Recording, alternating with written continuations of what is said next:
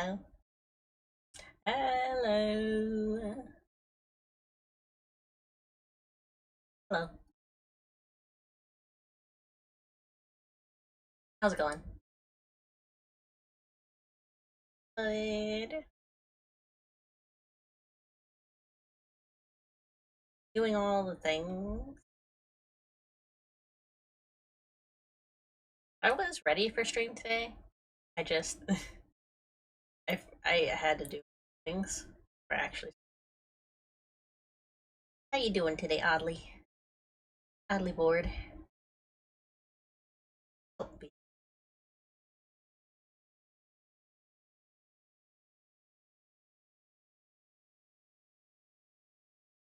I am doing good too. Check my audio.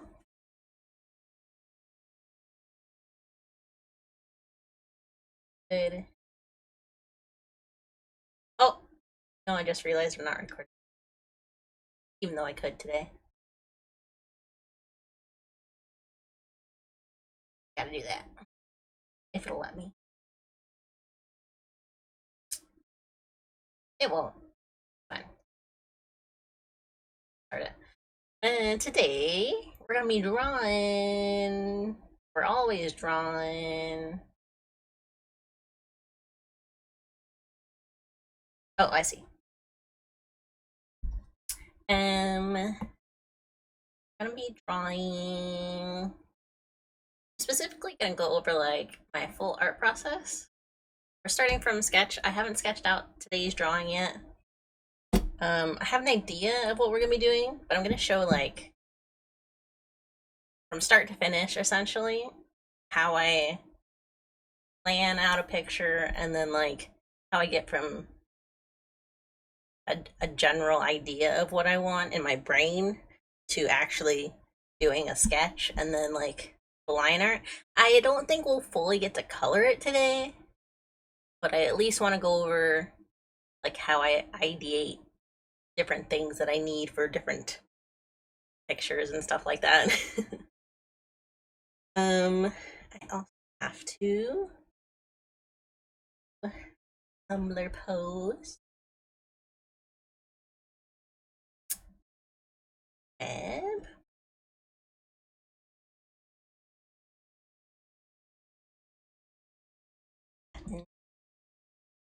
Insert it. Oh, look, it's me. I didn't even check my. And good. That's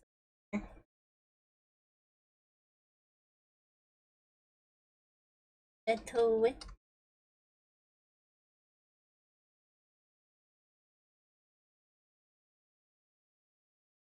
To it. There we go. Post it.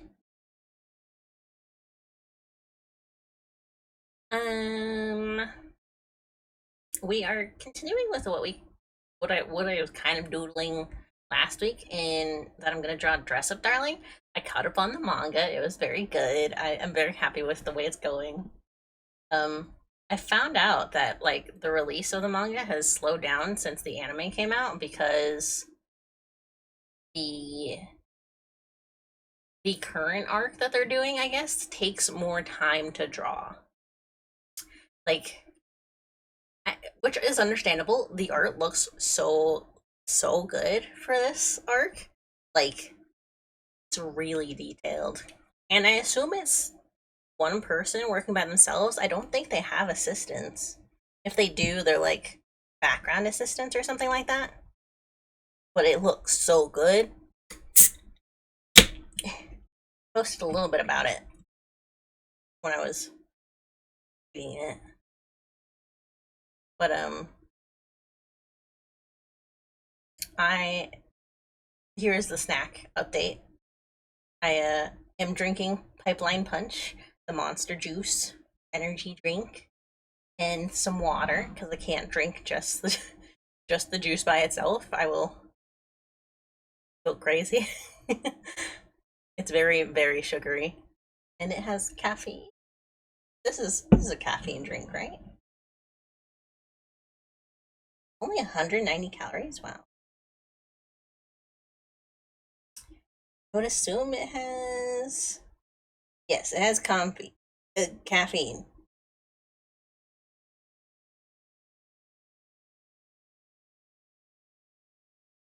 It's super sugary. It tastes kind of like if fruit punch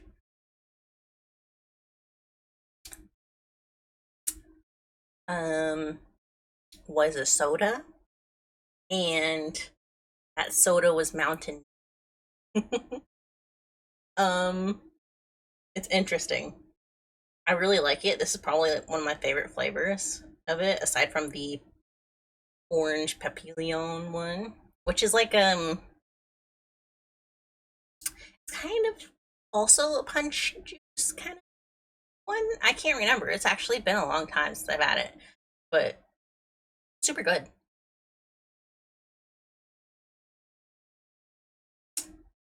Not getting tired during today's stream, that's for sure. And then the lunch update is that we're gonna be having soup. At some point, I'm gonna stop and get the food, but essentially today I want to talk about Dress Up Darling a little bit because it was so good. It was very fun.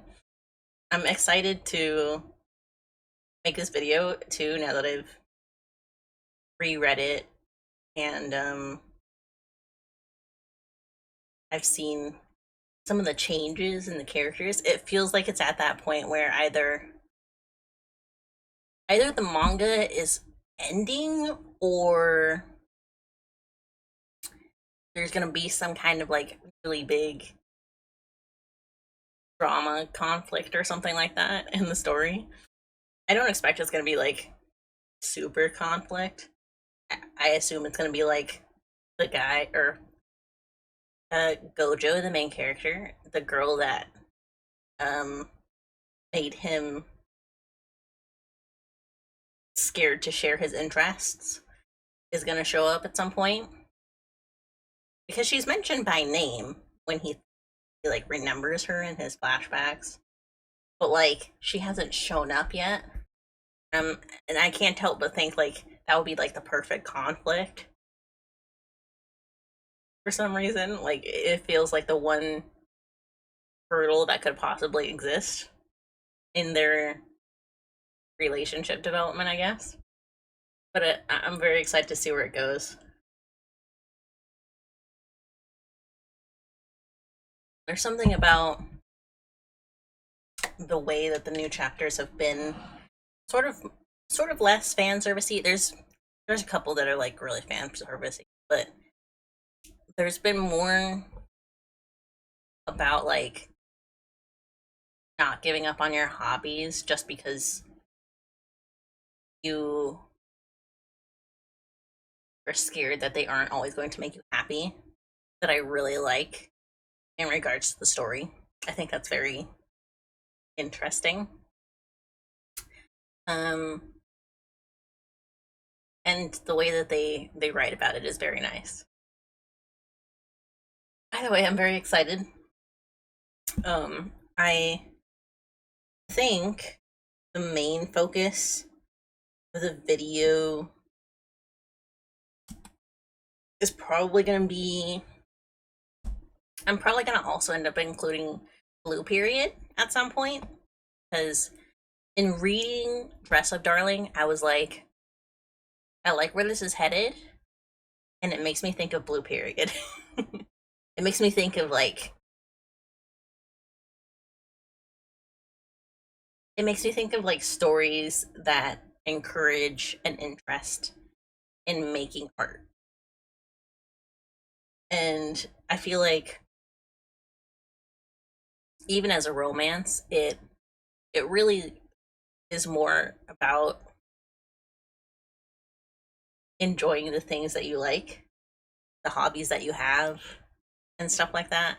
It's hard to explain. I'm trying to write it out so like I have like all of my written stuff, and then some of it's like very scattered thinking. Like I'm making sure to write it down just so that I have an idea of where I'm going from there. But I have a lot of thoughts. Hopefully they all like end up working out well. in the video. But today, with these drawings, thinking about what the video is going to be about, and then I'm going to include some of these drawings that we do in it. We're going to be planning 3 things. I'm not going to switch screens just yet. But I'm going to write them down.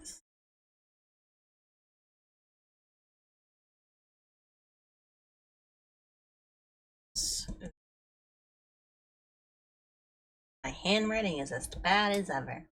We're gonna do thumbnail sketch.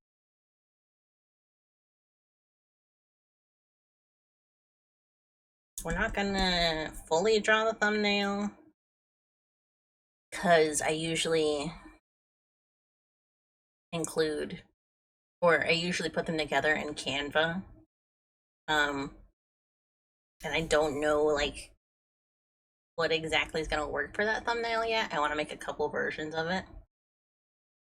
So I want at least one thumbnail sketch.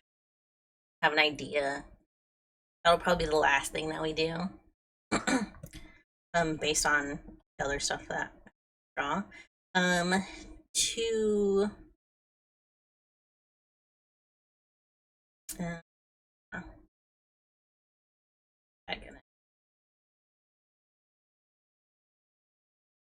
did I spell that correctly? Protagonist.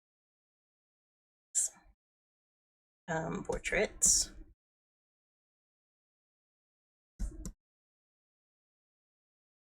Those are gonna be probably like visual novel style portrait. And I want to do 3.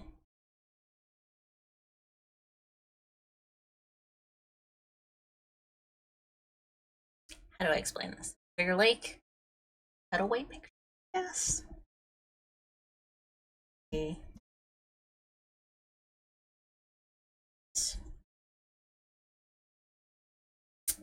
And that's usually my general first step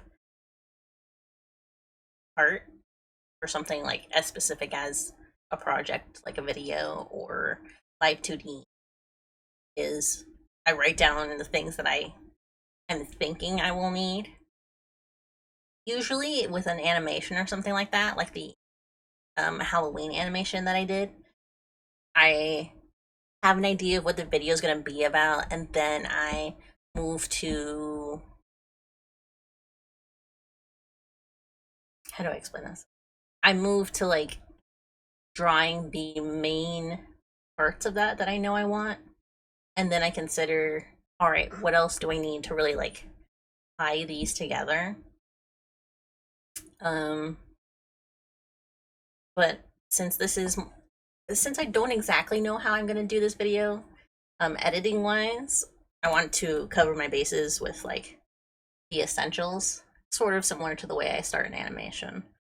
Get the essential stuff that I know I will need, and then think about what else I might use to tie that together in my own time. We'll probably also do one sketch for my blog post tomorrow.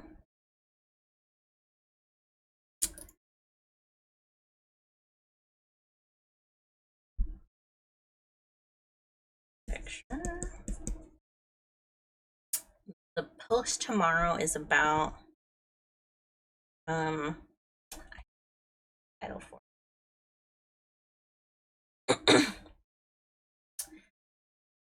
here is why I watch anime.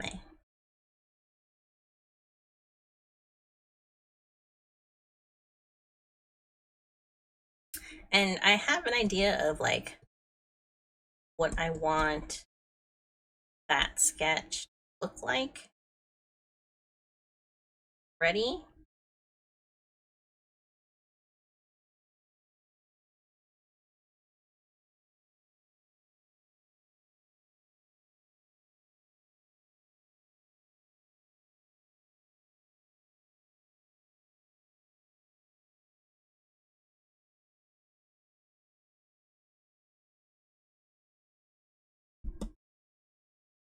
And this isn't like formatting. This isn't formatting for like what thing they'll be on, because they'll be on Tumblr. So I won't like, I'm not writing TV and web like they're going to be posted on something that could be read on TV or something like that. It's more so sketch idea, which I'll explain when I sketch them out. But what else? What else? Oh, I wanted to also do one drawing of a PNG, one sketch, a PNG tuber.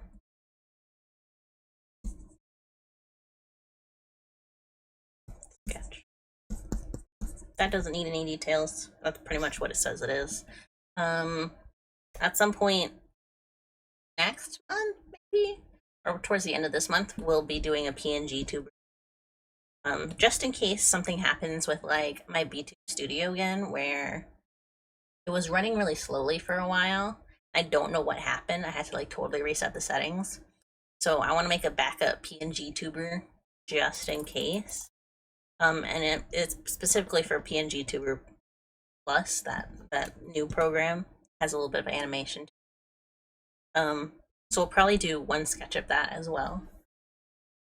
And I'll use it as like an insert for thumbnails for the video.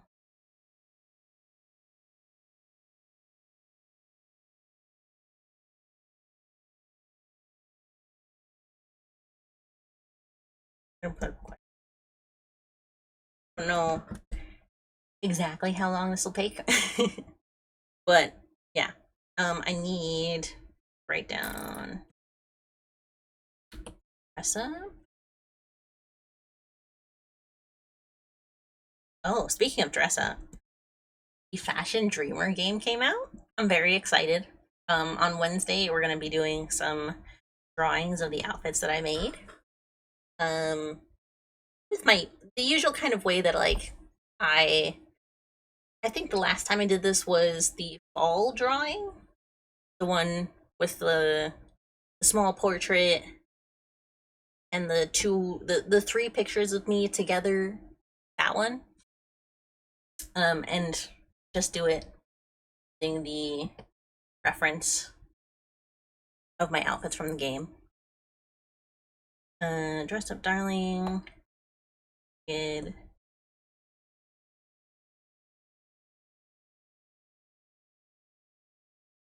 I wanted to do sweat and soap, but I think I'm gonna make a backup depending on how I like these two drawings. Backup sweat and soap. The opposite, not an opposite, but it's another one I could do.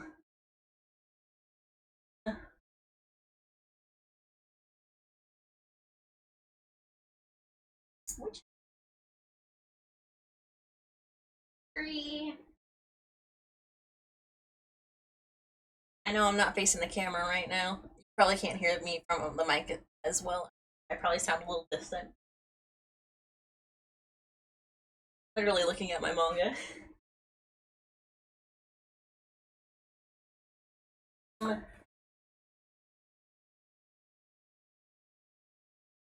Yeah, my manga specifically because I have a good variety of slice of life.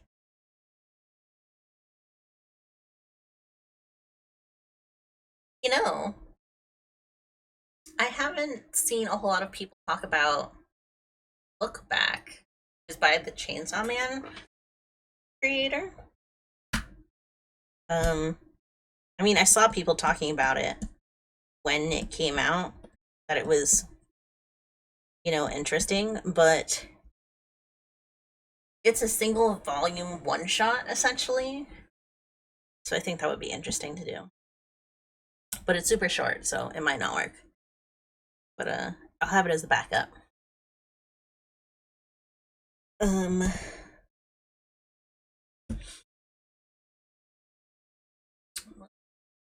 kind of just started going, didn't I? um, if you're watching on YouTube, you're probably wondering like how I just kind of started going. I explained in general. You can see at the top here. I'm showing my full planning process, start to finish, sort of what runs through my mind as I'm drawing things, what I'm thinking about when I'm doing a project and I need pictures for it or something like that, or even when I'm just doing a general illustration, like what's going on in our brain, that kind of thing.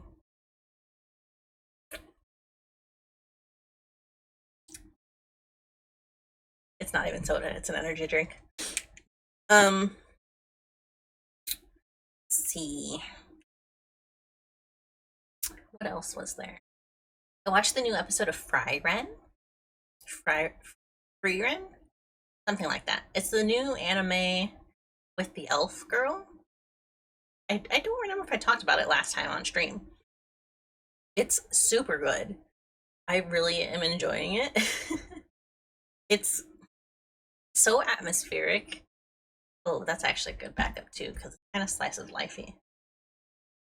But it's it might be fine. I was gonna say it's an anime, and I kind of wanted to keep it on something that had a manga, but I think it does have a manga. Actually, I looked it up last night to see like what the production was like, because I feel like it's Madhouse, so the animation is really clean, but there's also like a methodology to it that I'm interested in knowing about more. Frieren, Beyond Journey's End. I keep saying it different each time.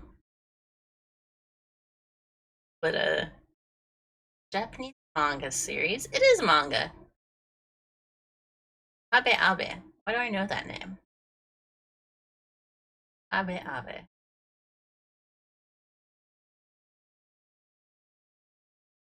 Maybe it's just a common name?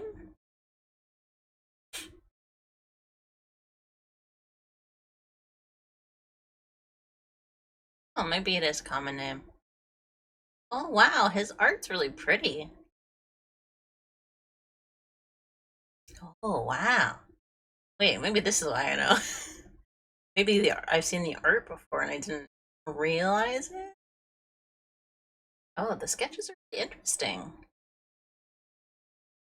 They're really simple, but also like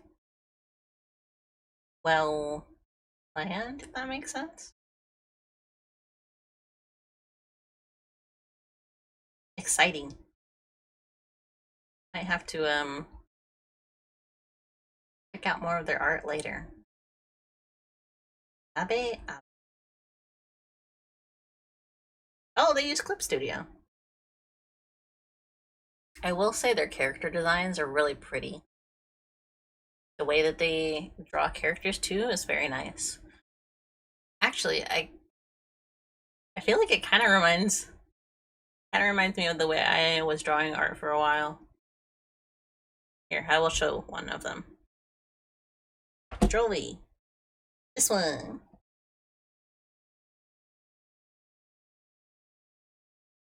See it? But when I say it kind of reminds me of the way I was drawing art for a while, like these lines are actually pretty loose. They're pretty implied lines, like the way the horns are drawn, especially. Like there's not a full line up on the top side of it. There's like a huge gap there, and it's used. The color is used to fill in the rest of the information, right? And I was doing something very similar for a while, but I would say that my use of lines is not nearly this clean. Or the colors, even. Because the shadowing on the face is really, really good, the way that they did. They implied the rest of the nose and the eyelids and all of that. It's very clean. Oh, even on here. It's a pretty general, like, shading amount, but it's just subtle enough and looks nice enough that very noticeable. I like it.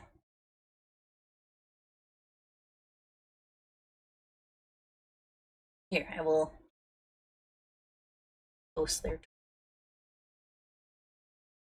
We'll post it.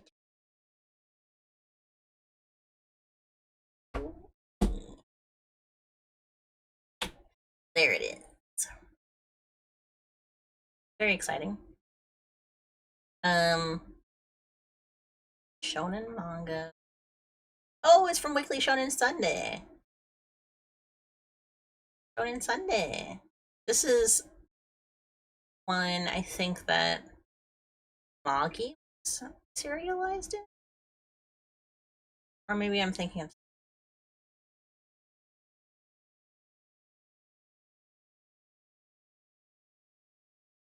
No, I'm thinking of something else. It was a similar titled production. Case closed. It's the company or the publishers that publish Case Closed. Detective Conan.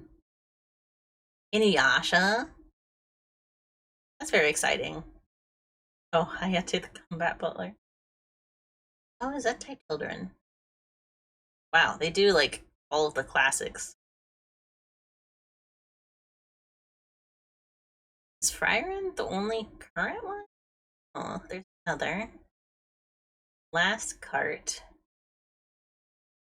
Igakusha Tomo Kensho no Kito. They also did Magic Kaito.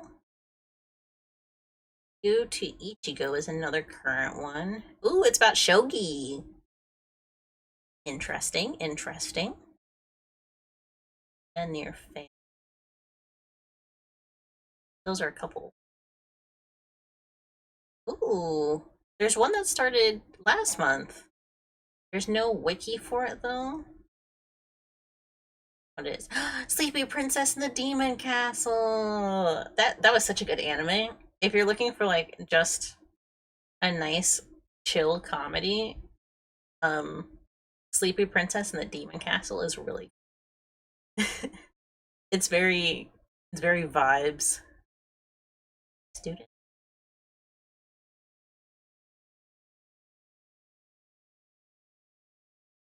I'm checking out this other one that started last month. I don't see anything aside from the title picture.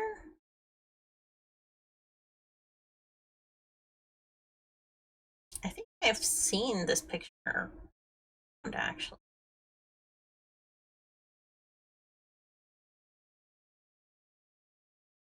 See, I don't see enough about it. But Sleepy Princess, very good. I bought 16 volumes of the manga. 16? Um, Maybe more. I can't see it from where I am. But I bought pretty much all of the current release manga that there was in English because it was so good. It was really good. Highly recommend. April and May 23. Neither of those have wikis either. Okay. That's surprising though. Frieren started at 2020. That makes sense for an anime adaptation. Took about 2 years.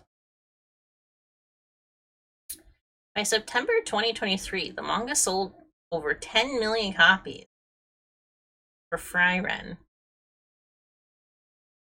Wow. That's a lot. English releases by Viz Media, of course. Anime. Ooh, I wonder if that means that it's on the Viz app. Let me see. I've really liked Frieren though. Like, there's only 9 episodes out right now, and the fact that watching it, I'm still like super invested that everything that happens, whether there's like action scenes or not, is really incredible. It is. Oh my god. There's 116 chapters. But it is on the Viz app. Oh. There's like 10 chapters missing. It says chapters 88 through 97 are currently unavailable. We are working to backfill these chapters. What happened? They lost a bunch of chapters? In the digital age? Wow. Looking at the manga, it's pretty much the anime. Like the framing is a little different. It's very fun still, but it's also like there's just enough similarity to the anime presentation that I feel like if I started reading the manga, I probably wouldn't have any trouble. That, you know?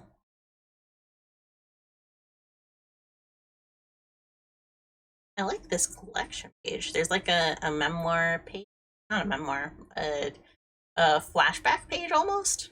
Flash forward. What's it called? What's compilation? It's a compilation essentially of like her time away from everyone. It's good. I'll have to give it a read. Oh, right, I canceled my business membership to get that again. Frieren might be another good one. I wouldn't say it's like totally slice of life. It does have some action adventure aspects to it. But I think there are some very like atmospheric senses to it, the way that it is playing out, that feel slice of life like, you know? It's taking the time to tell its story, which is nice. And it's not like taking too long, it's just taking its time. Let's see.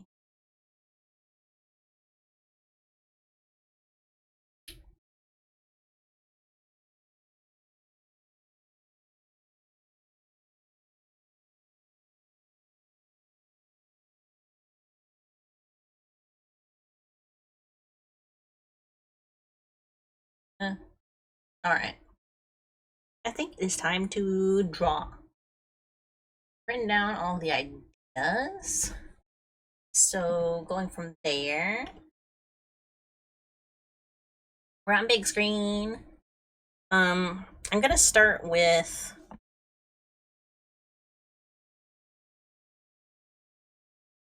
I feel like the portraits will probably take the longest. And I have a pretty good idea, like just the general pose for those. So I'm not too worried about doing that right now. I will start with the cutaway pictures. Change the color of my. We'll do cutaway pictures first.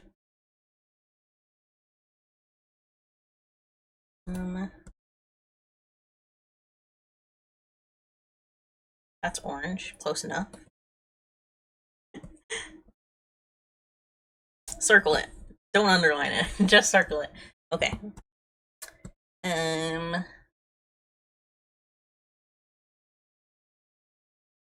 fine. I'll use a space. So generally, when I'm thinking about these cutaway pictures, are probably gonna be more illustration style. When I'm thinking about illustrations, I do what are called thumbnail sketches. They're about the size, I would say, of like YouTube thumbnails. They're meant to be small. They show a whole framing. And they're essentially just meant like to let you see what a composition looks like. They give you a brief look at what you could do. And it gives you an idea more so like looking from afar. A lot of the reason like um people use thumbnails is to see like if I make a painting and it has a guy in it, this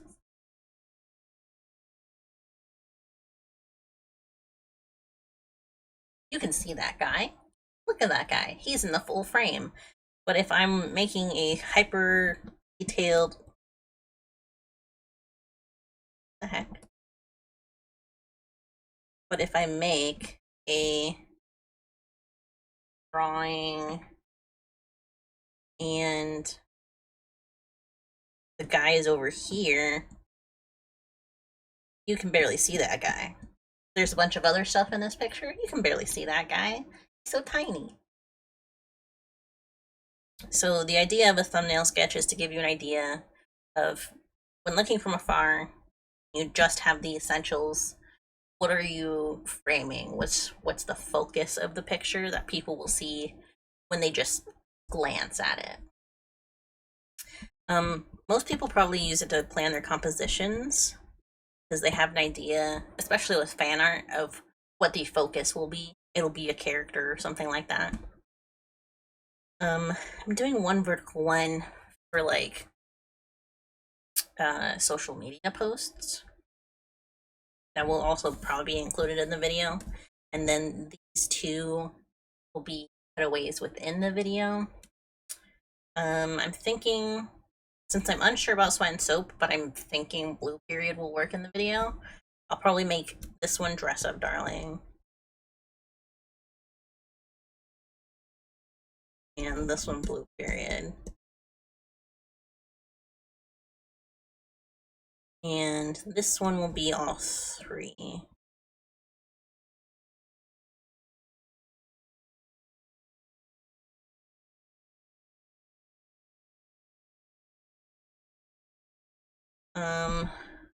I'm leaving the third one as an ambiguous form probably in this picture. Just because I don't know which of the three I'll actually end up doing just yet. So I want to plan where I think Dress Up Darling will probably take the biggest framing of the video, and it'll be like something appealing that I know a certain audience will like be more likely to click on or take interest in. What do I want? I was thinking just like her in the front, like looking over her shoulder at the rest of the characters, maybe. But that's kind of basic. I don't want to include spoilers. Promotional.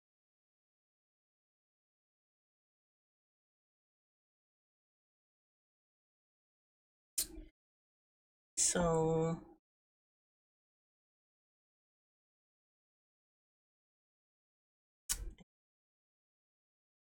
put her in the middle.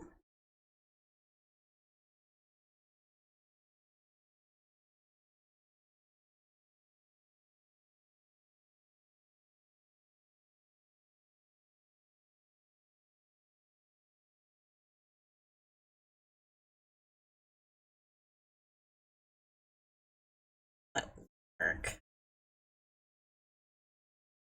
If I, oops. Hold on. My layers are all kind of messed up now. I have the actual frames and the sketch that I'm doing in separate layers. That way I don't accidentally like draw over the frame and then need to like enlarge the picture, because the frame is more so to see like what proportions I want to go with. and then I can enlarge and shrink the picture as much as I want. But if I go over the frame on the same layer, then I won't, and I end up needing to like shrink it because I want to see like a little bit more of the elbow here, then it doesn't work as well. So that's why I separate my layers the way that I do. I had an idea of a meme picture, meme, M-E-M-E, with Marin.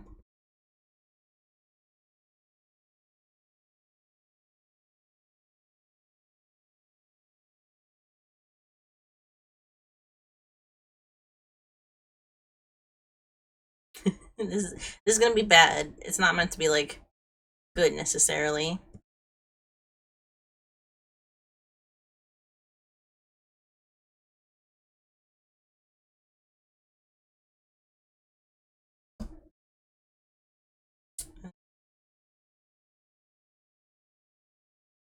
Drawing the meme idea that I had, just to like get the ideas out, you know. It's not necessarily something I'm gonna use. I was specifically thinking of that one manga, Go For It. Hayate? Go, Gambare.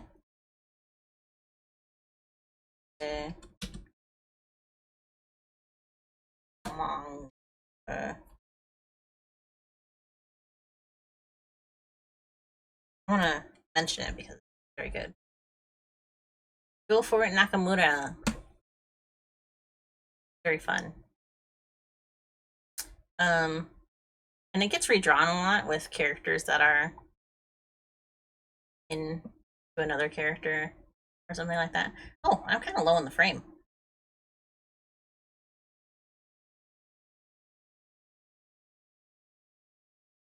This raise.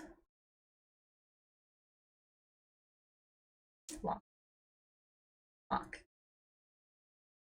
There we go. Oh yeah. I'll show you. Happy image. Roll B. Go For It, Nakamura. This one. It's a very cute manga, by the way. I highly recommend it. It's a little mature, just a tiny bit, but it's very cute. And then it gets redrawn a whole lot. Like this one is a Genshin one. Has Amber and then Lumine around the outside. It's very cute. I think this one is Omori.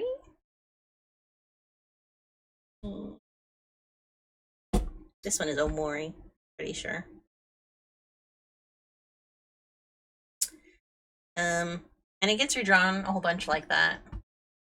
People use like just the general framing of it and redraw characters as they like. Is this a is this a case closed one? It is. It is, isn't it? Is this the guy? The Japanese titling obviously sometimes gets swapped in instead. I like the English titling actually. It's very cute. It's very 80s? 70s, 80s? No, 80s, 90s. Because it has that arcade shape to it. And the manga itself is got that classic look to it. Very cute.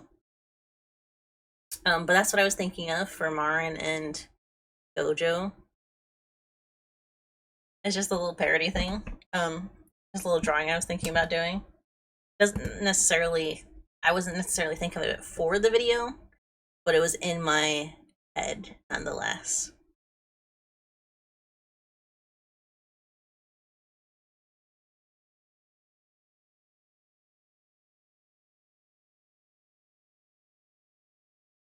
And I was thinking of Marin in the center instead of Gojo because I don't think Gojo thinks about his feelings. Reading Dress Up Darling, I'm kind of realizing that, like, Gojo doesn't seem like he thinks about the idea that he might be interested in Marin. People talk about, like, that he's kind of acknowledged his feelings for her, but denied that anything will happen. But at the same time, I'm like, maybe he just doesn't know what his feelings really look like, or like know how to interact with them, you know? Because he's been rejecting his own feelings in general for a really long time. Like, he doesn't feel comfortable sharing them, or like using strong language about things that he likes. So it's one of those things, reading the story and rereading it, that I was like, interesting. An interesting dynamic to have for the characters.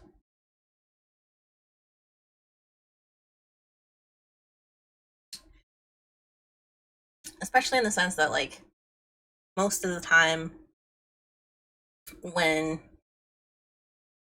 a female character has a crush on a male character, it's it's like he doesn't know, and he kind of just like flirt teases with her in shoujo and stuff like that. But with Dress Up Darling, it feels very different in that, like, none of the flirting is ever intentional. Like, it's just wholesome, like, cuteness. And it comes off as like, it doesn't even come off as flirting. It's just Marin likes him and likes the things that he says and stuff. It's very cute. That's one thing I could do, I guess. Not necessarily in the video, but as a drawing at some other point. I'm not gonna keep that because I want the Nakamura framing at some point. If I was gonna do that drawing, that was a good general. And I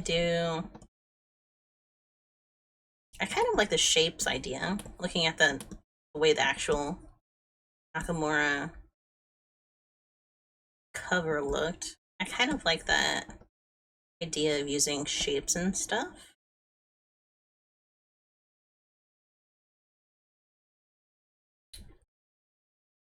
While I'm not using it to like frame any of the characters romantically, could work.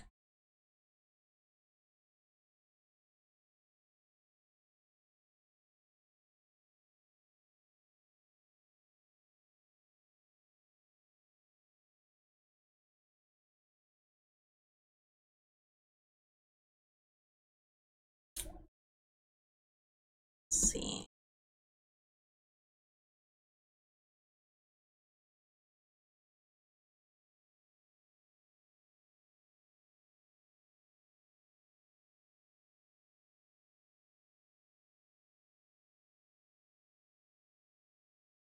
Alright. I assume probably nicer up. Hmm. Wait, puts everyone off a little too much.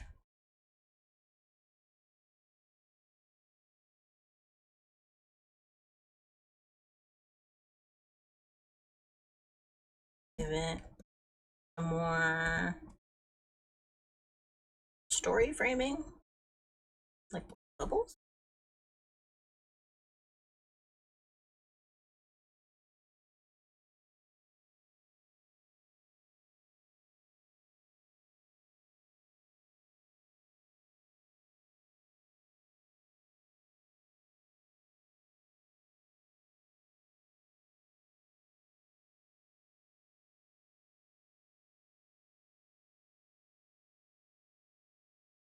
So I'm doing the bubbles because it popped into my mind that I could have Marin be the main framing still this way. Make it a little smaller.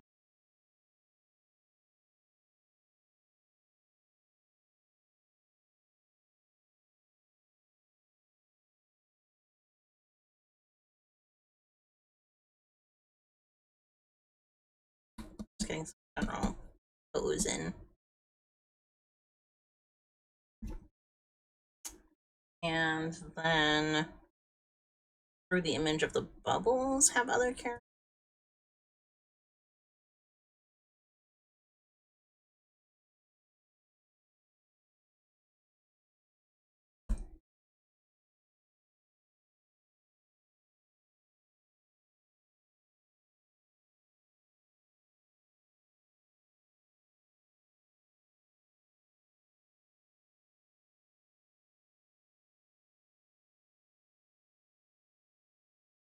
And I'm drawing the nose direction so I get an idea of which way they're facing. It's not bad, actually. Pose definitely a bit more of a story composition. The story composition, like style image, would probably be more interesting for a general audience to look at.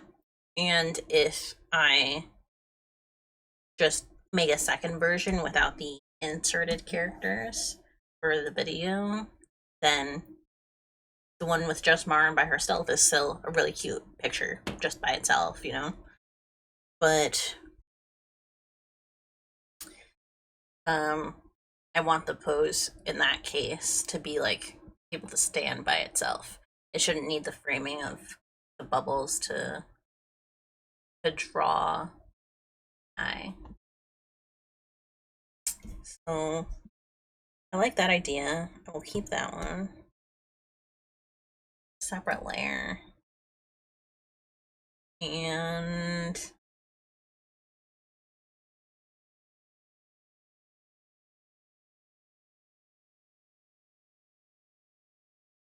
very peace sign pose ideaing lately. But it's a very Marin in character pose to do, posing with a peace sign.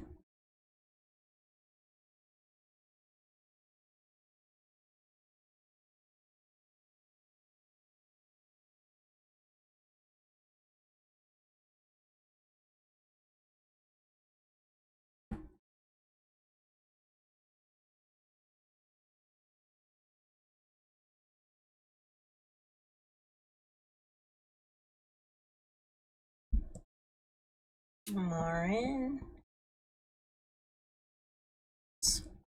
No, that doesn't quite work. Maybe a more dynamic pose.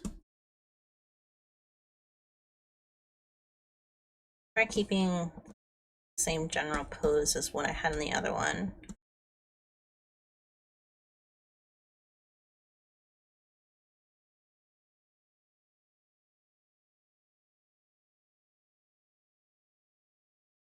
Maybe make it like above fisheye.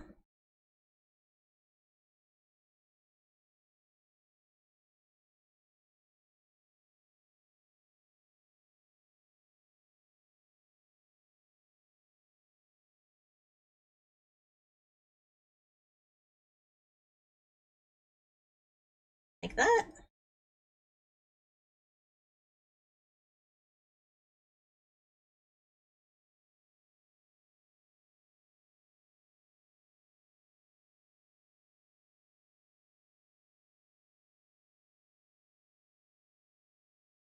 She was pogging almost.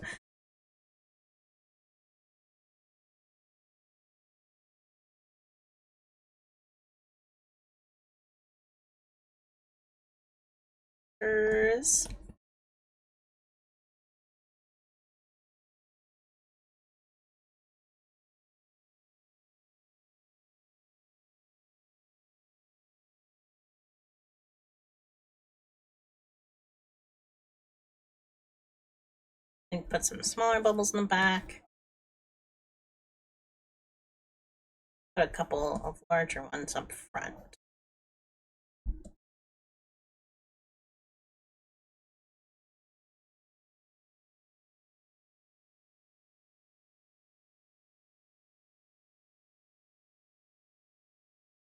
Yeah, and it makes a more interesting composition for her angle. That works.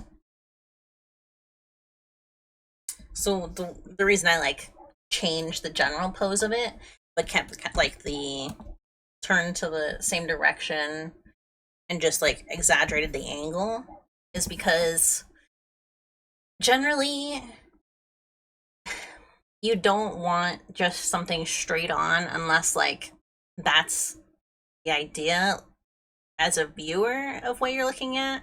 Like if you're trying to draw from reference or something like that, it might make sense to draw something straight on and be like, yeah, this is like a photograph. You're like sitting next to this person and taking a picture of them.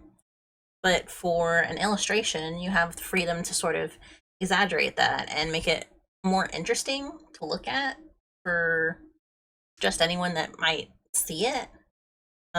So it's better to take advantage of that fact and exaggerate the angle if you can. It also adds a bit of like dynamicism to it. It makes it more lively almost. Like being able to totally focus on her face and the action that she's doing, blowing bubbles, makes it feel interesting. It makes it feel like a character doing an action.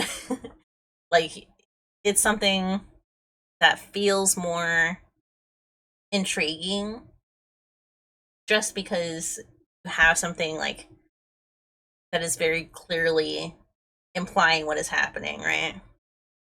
Even for something as simple as blowing bubbles.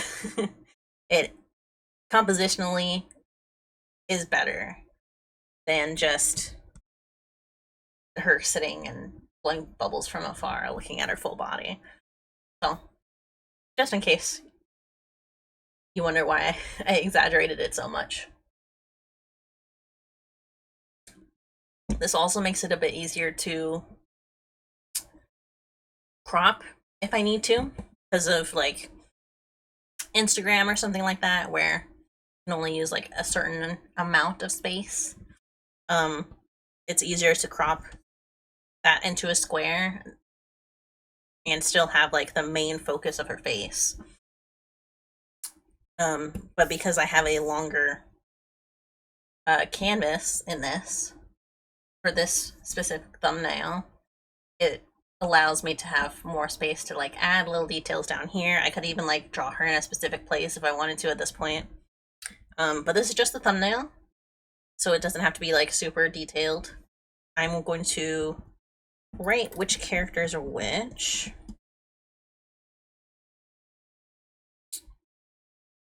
Marin's got beautiful lashes, so I added that to hopefully help me remember to. This is Marin, though I'm not gonna really forget that. Marin, this will probably be blue period. I'm just writing instead of like drawing the character in because I don't know like what I'm gonna talk about in that case for blue period. And this is option 3.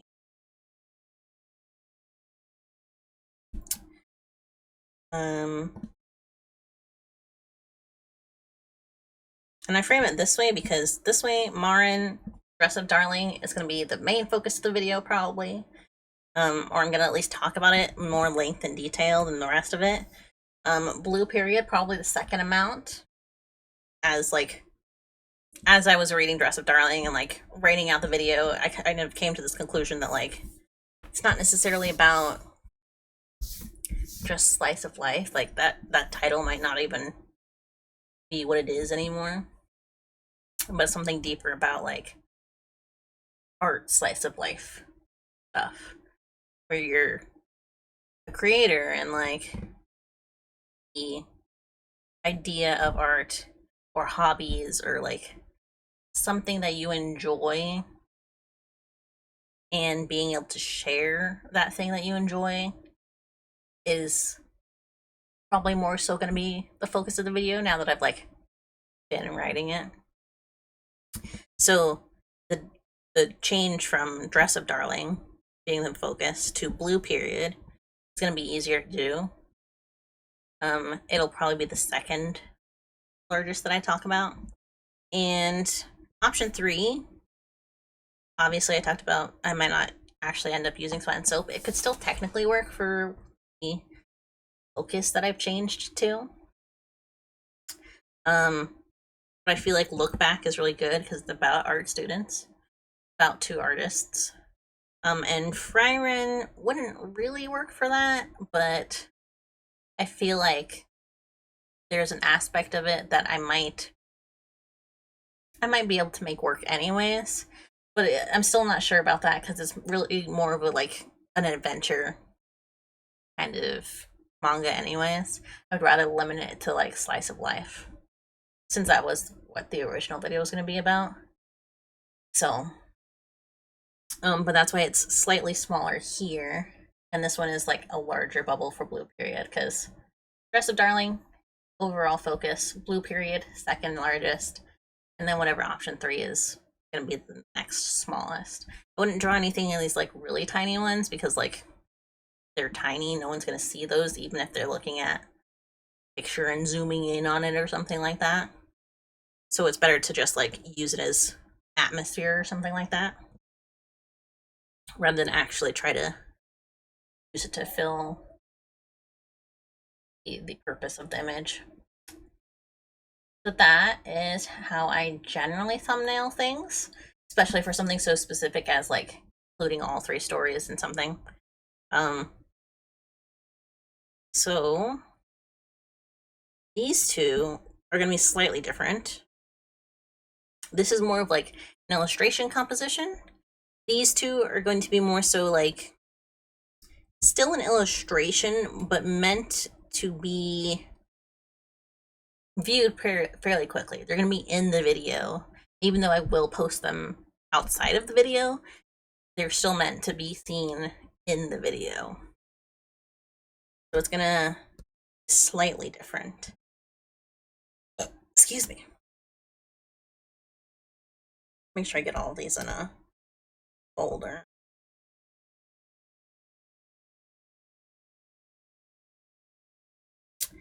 This is gonna be not thumbnails. Oh, yes, thumbnails. Ways. Sorry, I'm naming my folder. And we're gonna do Dress Up Darling first, and I'll use that to sort of determine what I want the Blue Period picture to be.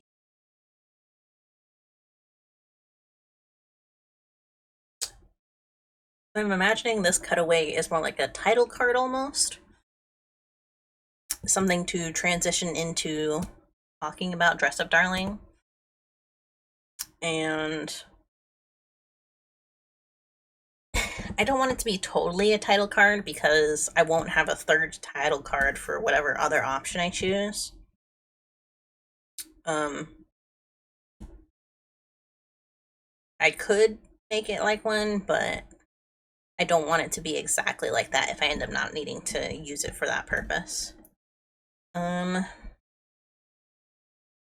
this one could be more like the Nakamura meme, cover meme. But I actually think I want it. I'm gonna use it to be slightly spoilery. Slightly spoilerly about the manga, because I feel like the most recent arc really gave something interesting to be used, story-wise and explanation-wise about like the way people make stuff or the reason people make stuff. So I'm not going to go into full detail of what the picture is here. I'd have to like pull up a reference too. But that has too much.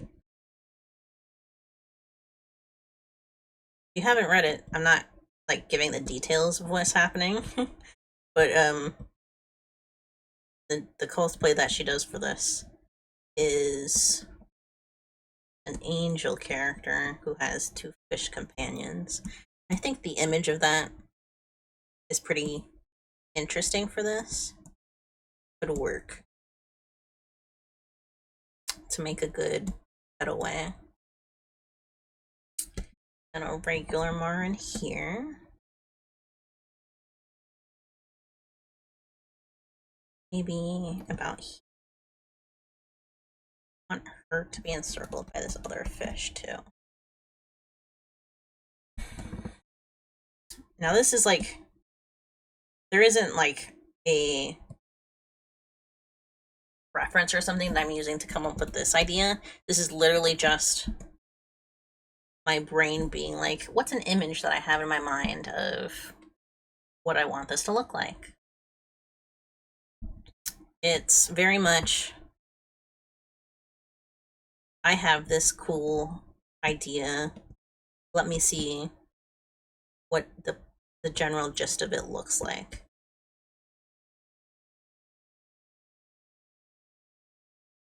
I'm trying to be more detailed with the things that I feel will be the composition. So like, I'm very, the way that I have this picture in my mind, her eyes here are kind of soft, but kind of not. There's something about the way that Bukura, the author of Dress Up Darling, draws eyes that I really, really like. And the way that he kind of uses them to convey a lot of emotion. A lot of like, a lot of convincing like changes in attitude and just the general way a character presents themselves. So I want to try and like make sure that I'm including that in this thumbnail, even if I'm not including a whole lot of other details.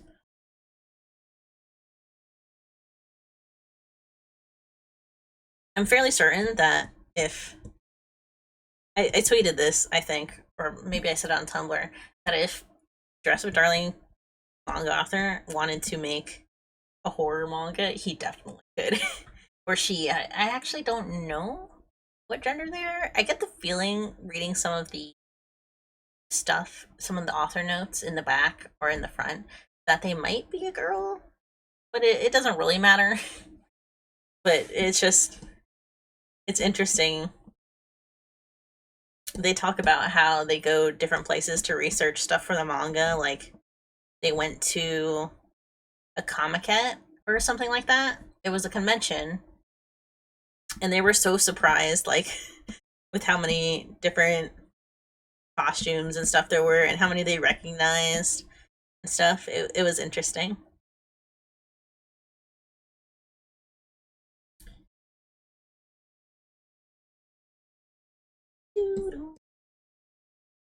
Then I have to erase this part, the one in the back,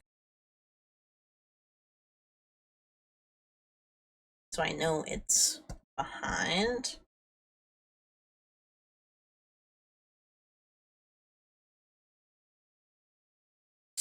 And then I'm going to, even though I drew that, I'm still going to write on the side what this composition means. Because if I'm looking at this later and I don't understand it or something, like I don't remember that, oh yeah, these are 2 fish, she's behind this fish, or something like that, I could end up like messing with the composition and not knowing why it doesn't look the way that the thumbnail I had planned did. Or like why I thought the thumbnail idea was going to be good. Look at that, nailed it in one for that one. that's pretty good image of what I want, because there's no background or anything. I can have that be a solid color, probably black.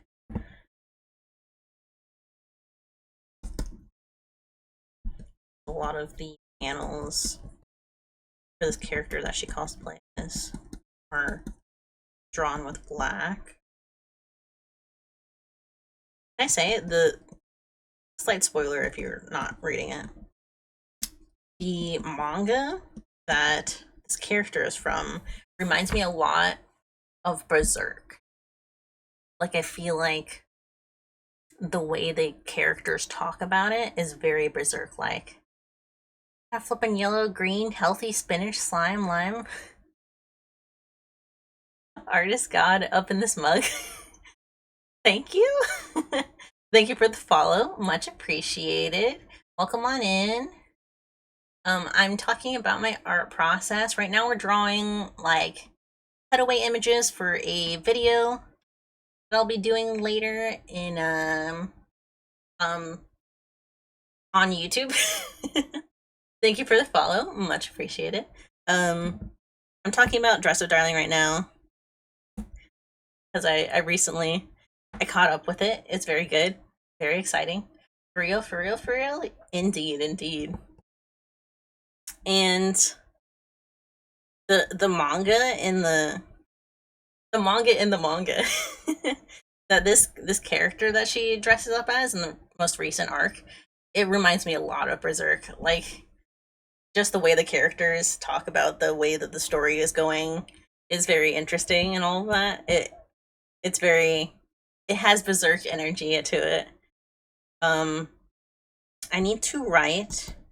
So I write on the sides. I'm fully talking about Berserk flashbacks, indeed. I'm fully talking about like how I process, how I make art and my process for it. So I'm explaining what I do for thumbnails, which are like teeny tiny sketches of what will be a bigger sketch at one point. And I usually write on the side, if it's not like super clear what's going on in it, what it is. Manual and back, facing away, facing away, and I'm essentially using it, writing this down, but go on. Okay. Manual in the back, facing away, two fishes floating around. And actually this idea is simple enough that I might be able to animate it if I wanted to. I'm going to move this here so I have more space to write it. I usually don't animate things, but I feel like for a video it might be nicer to have it a little animated. Fellow animator, hell yeah, I'm proud. Yes. I animate a little bit in Live 2D. Like previously I did a like small animated image and I rigged my whole model and all of that, so I know how to use Live 2D in general sense. I've also made like small animations in Canva and that sort of thing. The Halloween animation that I did over on YouTube Shorts and TikTok, those were done actually in Canva. I used Canva to animate all of that. But for this, I think the composition of this is simple enough. And there's like 1, 2, 3, 4 characters, which would probably be slow moving and probably only take like 10 seconds on screen. I could probably animate that if I wanted to. It wouldn't take too much to do, as long as I draw it pretty cleanly. Can't match Live 2D drawing digital frames. I really want to know how to do 2D digital frames, actually. I have Clip Studio, and I know it has an animation, like, part to it. I just don't know how to use it yet. I'm trying to figure out, because I started using Clip Studio, like, 3 months ago at this point, I guess. I was drawing previously in Paint Tool Sai, because I've had it for, like, like 8 or 9 years now. but I wanted to switch to Clip Studio because I know that it has a lot of extra tools that I could use, especially if I was more interested in trying to animate or even just use more Photoshop files, because a lot of people use Photoshop files and when I do that in Paint Tool SAI, it doesn't always come out correctly. Technically, Clip Studio is not Paint or Photoshop either, but I think it has better use or a better understanding of Photoshop files than Paint Tool SAI probably does. Let's see, Marin, smiling to camera.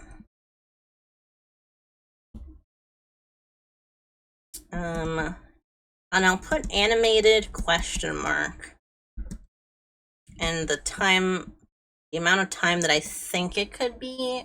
Let's see, if it's like a title card cutaway, I could imagine it being maybe not 10 seconds.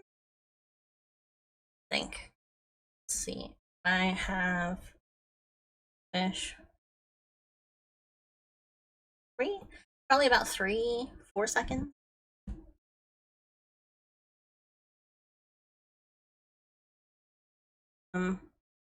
Unless I put a title card, in which case maybe let's go with 10 seconds. I feel like that's a good round for the maximum length of time it should be. I don't want it to be like a full 30 seconds or something like that. That's too long. But 10 seconds should probably be the longest it should be on screen. Honestly fair, I stuck with flip a cap. Flip a clip still to this day. I've never heard of that actually. And I mean on a tablet, I would love to switch to new software. Don't want to go through hours of learning a new program. Exactly. I used to use, it's a really, really old program at this point, but Clip Manga Studio. It was an entirely separate program from Clip Studio's manga stuff. And it was in like 2010 maybe. Maybe a little bit later, maybe a little bit earlier. And it was literally just manga tools and manga drawing stuff. And it's essentially the stuff that is in Clip Studio right now, but a lot simpler. That was the first drawing program I had aside from GIMP Studio, the free Google one, which I also learned in like middle school. And let's see, did I get everything there? Got Haniel in the back facing away, 2 fishes floating around, Marin smiling at the camera, animated 10 seconds. Yeah. And I actually have Toon Boom. I think it's Toon Boom. Check. Into regards to like 2D animation, Open Tunes. That's what I have.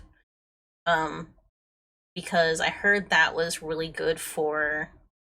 It's a good free program that a lot of like professionals use because of the amount of tools and options that it has. And I've maybe animated like 2 things in it before. Not a whole lot. I gotta turn my fan on. Toon Boom is free? I believe so. I have a version of it that I didn't pay for. But I remembered getting it from the site.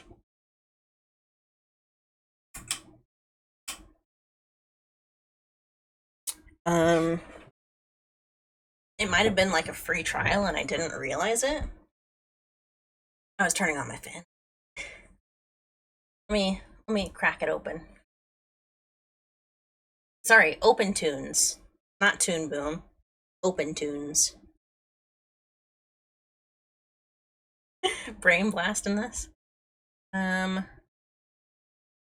Open Tunes, yeah, and it's a pretty good program.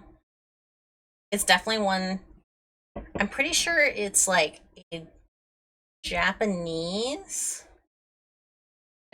program, maybe. I'll show you what it looks like real quick. Open. This is it. It's kind of cropped in, but this is essentially it.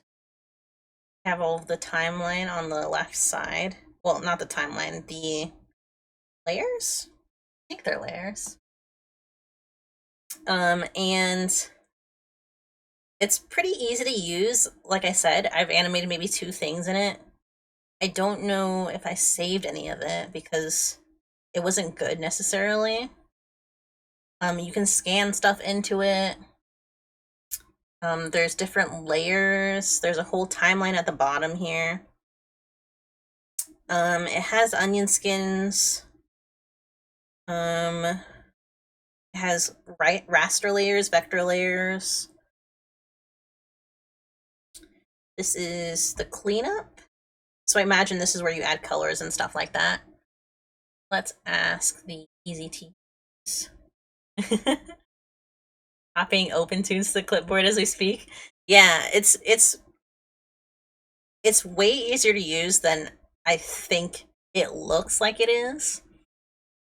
A lot of the options and stuff are like, there's a lot of different ways to use it. And I remember it being recommended for a really, really long time. I just like, I'd never got around to like fully learning how to use it, you know? Let me see if I can find the site. Oh, I closed it before I switched back. There we go. I'll link it in the chat.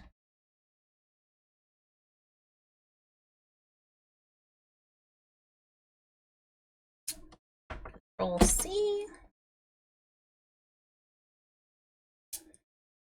Control V. There is the website for it. Yeah, it's got a few compositing options too.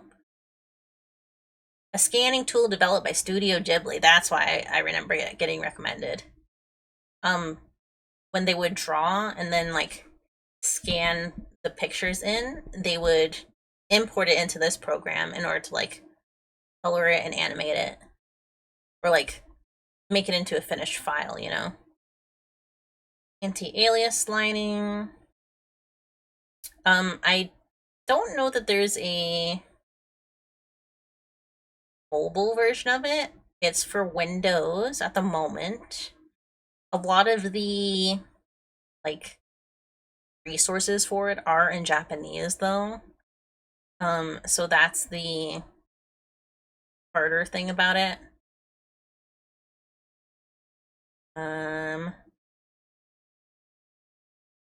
There is a English community for it though, so it's not something I see talked about a lot, but it's one that I remember getting recommended for a really long time. Only thing that makes it difficult on me is animating on tablet. Basically lost touch with the PC arts. Yeah. I think I didn't get my PC until like 2020. Before that I was using like well, what's it called? Oh my gosh. Windows Surface Pro, a laptop tablet, and I could draw on that pretty well. I never tried animating on it. I didn't get to like, I wasn't using it by the time I installed Live 2D. But I wouldn't be surprised if it could handle it. The Surface tablets are pretty good. But yeah, I understand definitely like being the accessibility of using a tablet for drawing is like so much better than it used to be, especially with like creation of Procreate and other like optimization for animating, especially in the last year or two, is really nice. So I totally understand. I get you. I got you. There was a big old list of like other programs that you could use for a while. I can't, that had like recommendations of alternative to like Adobe programs. I don't know if I still know where that is. If I do remember what it was, I will I will post it probably on Twitter or something like that. It gets circulated like every time Adobe or like Clip Studio makes a really bad update to their programs. That drawing, there's that text. Okay, I will make a drawing here so it does not block those two. Heard that. Yeah. I got the perpetual license for the Clip Studio while it was still available. It's still technically available. I just can't like it's not as secure or like there's no more updates supporting it. So if I do have a problem, like I have to get the subscription or something. But I have the perpetual program license, so I was happy with that. That's essentially all I really needed. Because even if I have to make several files to make an animation or something like that, I'm not too worried. It's probably better that way. That way I can actually like make sure I'm doing things correctly. Because there's like a limit on how many frames the program can do when you're using the perpetual license or the subscription or something like that. I can't remember. Depending on which program you get from Clip Studio. Okay, so the next quote-unquote title card, cutaway, multiple parts of animation. Yeah. The next one should be about Blue Period. That's the other manga I'm going to talk the most about in the video. So, let me pull up a reference picture just to be sure I'm drawing the character generally the same way as the way he looks. I really like the Blue Period manga. The anime was okay. I feel like the voice acting in the anime was like really, really good. But the manga is especially good. Blue Periods, like blue cheese or blue moons? Probably close to blue moons. Let's see. Yatsura, Yatora, Yaguchi.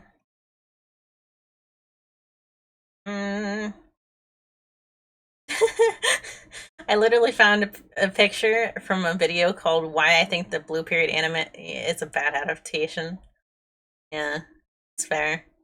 It doesn't capture everything that I feel like the manga did a really good job explaining in regards to being an artist.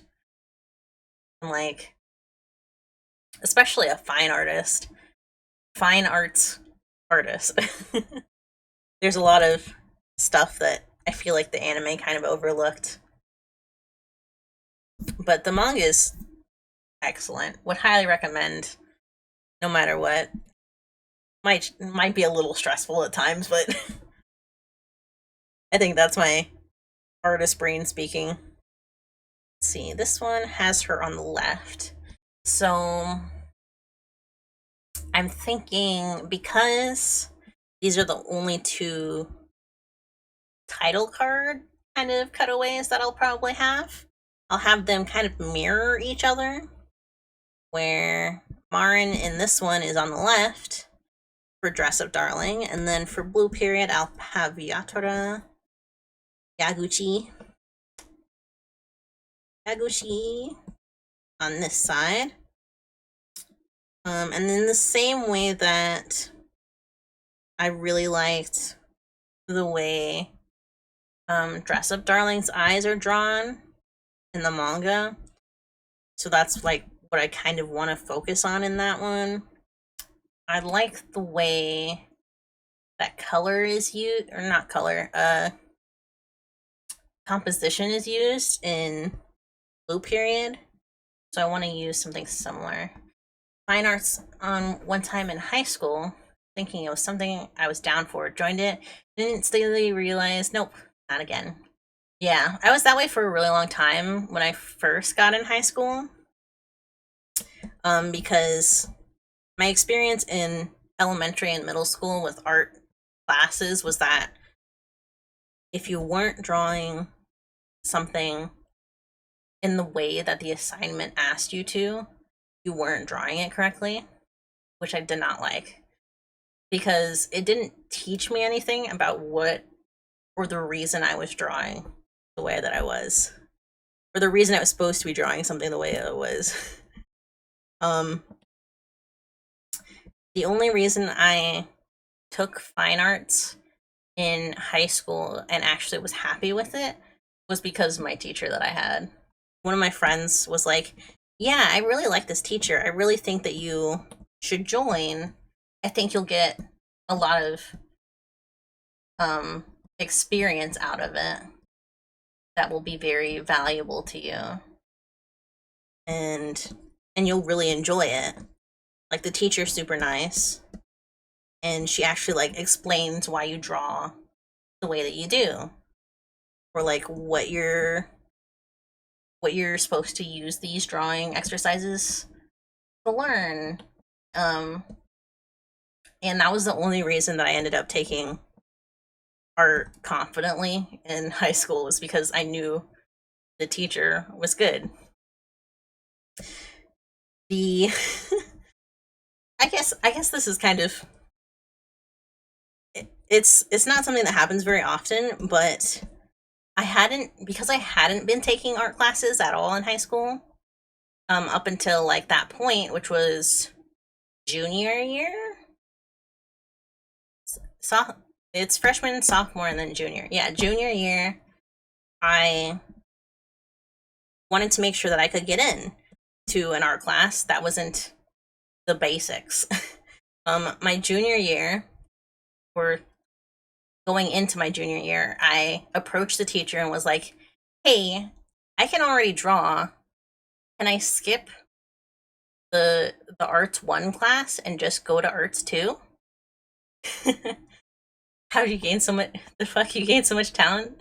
I had just been drawing for a really long time, and that's why I think I didn't like the early classes for drawing stuff, was because I already knew how to draw. What I wanted to know was like what I could do to get better at drawing, you know? So I approached the teacher and was like, hey, can I skip to Arts 2? If I like show you my sketchbook or something like that. And she was like, sure, but I think you should still take Art 1. If you give me your electives paper and you have enough space for it, I'll just get you in both classes. And I was like, oh, okay. So my junior year, I took Arts 1 and Arts 2 back to back from each other. I think I maybe had one class period in between them, but I aced both of them. So the next year, I was taking 3 classes of art. I'm sure this doesn't happen a lot. I'm sure it's like because I had like a path in mind for the rest of high school. But I took Arts 3. I took AP, which is college level portfolio, and I did 2 different versions of that portfolio class. I did the drawing version and the design version. Both of them were technically art classes, but they were focused on presenting different kinds of portfolios from each other. So I did that my senior year. And I essentially just did art like the entire day of school. And I realized after, like, towards the end of the school year, that like what I was doing was very unique, because I was also in lunch period allowed to come into the art room when everyone else was on lunch and use my time to draw. I had a friend that would pose for me and stuff, and I got all that time to just like learn how to draw poses and stuff. So yeah, that's how I feel about high school art. that's how I kind of became okay with it. It's definitely not something that you can do easily. You have to like have a right teacher. You have to show that you're really interested in pursuing it, and your school has to have like enough programs to support that, you know? Like if you want to go to art school but you need enough classes to be able to do it, you have to show, yeah, you're able to do that. That's fair, understandable story. Yeah.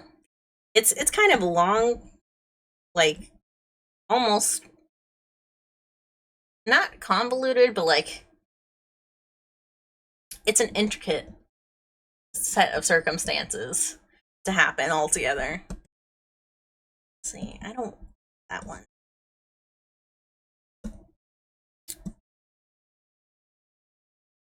I want him looking upwards. But I think high school art can be good. It just you have to have the right teacher, unfortunately, which is not always going to be the case.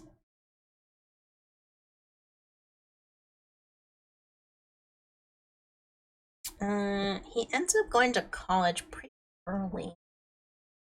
Well, I mean, it's about him getting into college. So maybe the framing, the outfit should be one from college that he wears. He's a stylish boy. Blue period. Yaguchi. He's a popular kid. A handsome guy who also worked very hard to get where he is. Um,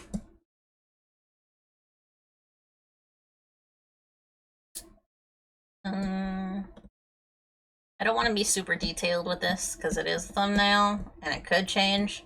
I want to make sure that I get the general angle correct in case I do go with it. Yeah. And let's see. What kind of composition should it have? There's a lot of really good like use of patterns and stuff. There's really good background work in the manga. And I really like intensity expressions and stuff like that. But I don't want the expression to be so intense that it's like distracting. Gonna be fair, after graduating, I just never took college because I want to animate it, what I want to animate on how many frames I want. Not trying to do Disney quality animations. Yeah, that's fair. I also ended up not going to art college. I had wanted to. There was a specific one too that I was like lining up for. I got accepted, but it was too expensive. So I never went. A lot of what I've learned since high school has been of my own learning. Song's too intense. Why is this song so intense? Give me the next song.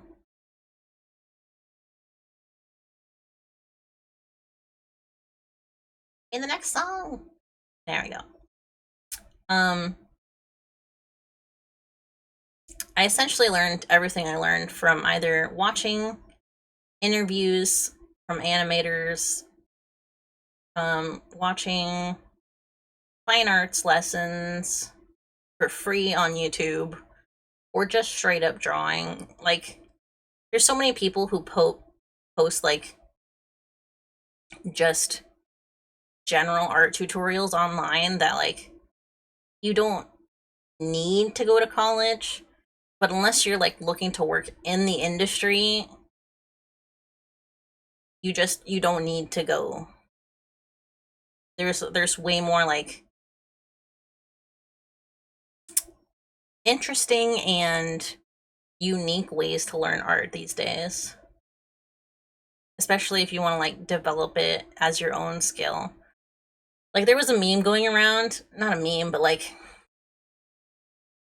well, yeah, a meme that if we were in the olden days and artists could like just find someone rich and get commissions from them every like year or so, that they would be like set for life and they could just learn how to draw their whole life. You can still technically do that. You need like some form of a part-time job, but you could.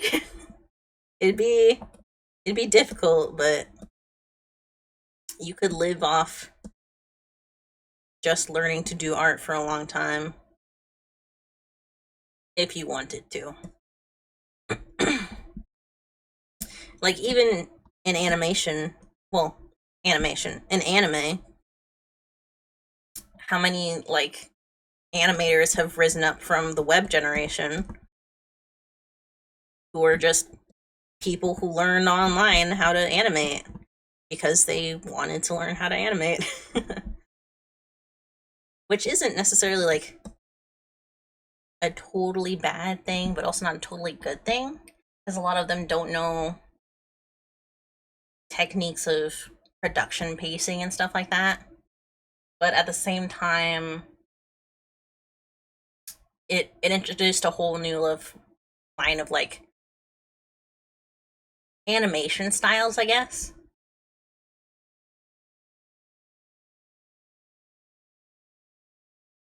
Like I think that part of the reason 3D animation has gotten so much better is because there were a bunch of web animators who knew how to use it because they'd been learning how to do it on their own. So it's gotten better over the past whatever many years because those people are getting acknowledged and like getting their work shared by people in the industry and realizing, oh, there are animators out there who just didn't go to school or something like that, so they didn't get introduced to the right people to get into the industry if that's what they wanted. So that's kind of the general thoughts there. What is this? Oh, I want to see the picture. There we go. Visual book. The visual book? Oh, is this the opening? Hold on. I want to see this. This is like what I like about the anime. Not the anime, the manga. Is the way it uses compositions and stuff. So from what I see online, this is from the official visual book that we use to like develop. Maybe just the manga. Oh yeah, this is just art from the manga.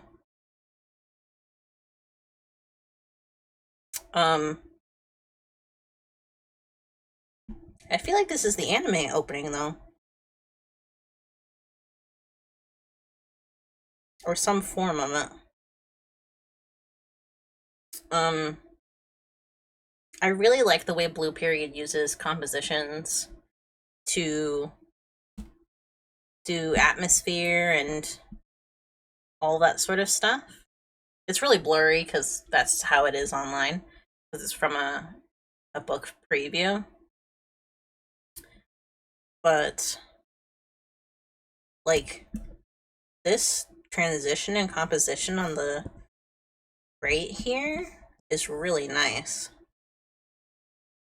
Like you see above the street, and then you see who you were looking as. You were Yatora looking down at this, and then it just continues as he's like floating around. I think that's really nice. And then very obvious transition into like him reaching for the camera. Pretty basic layout, but really good. And that's something that I really like in the rest of the manga too, is just the way you can feel the motion of things, even though it's a manga. Even though it's just drawings. Which is really nice. Oh yeah. So it goes from this one up to the left one here.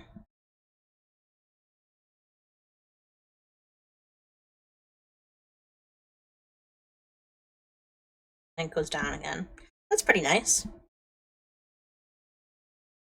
He really likes, the character really likes Shibuya. So maybe, I don't want to draw a whole city. I don't want to draw a whole city backdrop. So maybe a stoplight or something like that. I'll put a stoplight back here.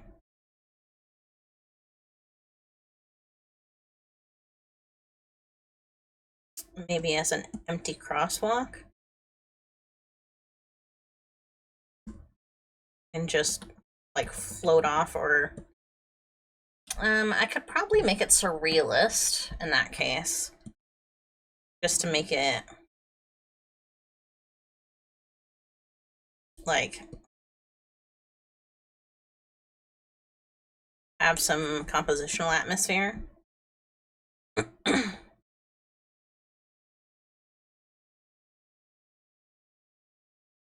It probably won't look just like that, but the Shibuya crossing stuff is actually more like this, isn't it? I'll have to look up reference later, but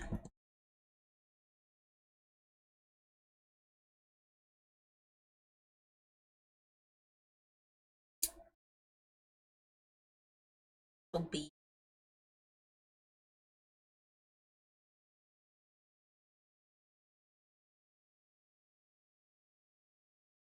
lights. Walking person. Then maybe if I do animate it, I can have him kind of floating. That might work. I like the idea of that.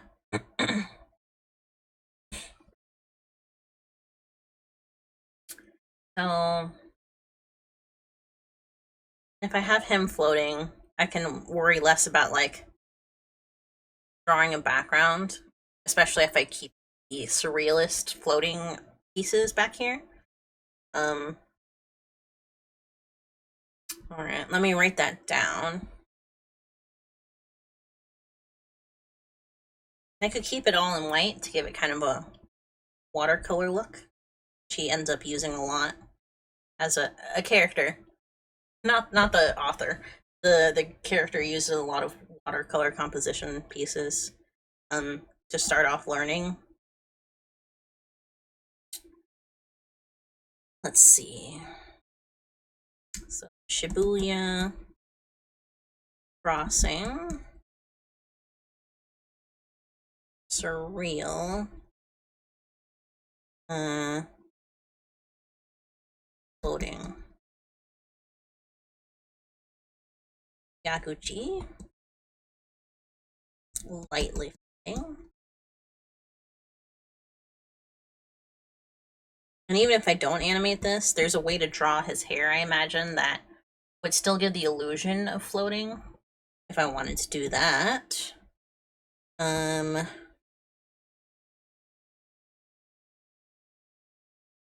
I think crosswalk itself will probably be at a standstill.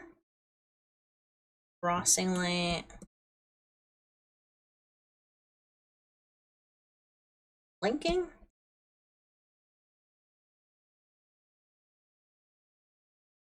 Not.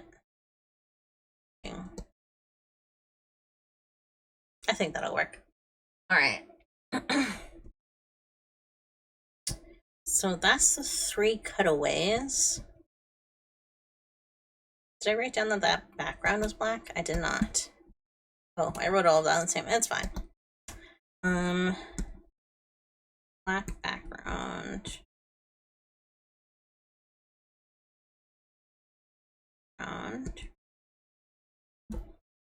This one has a white background.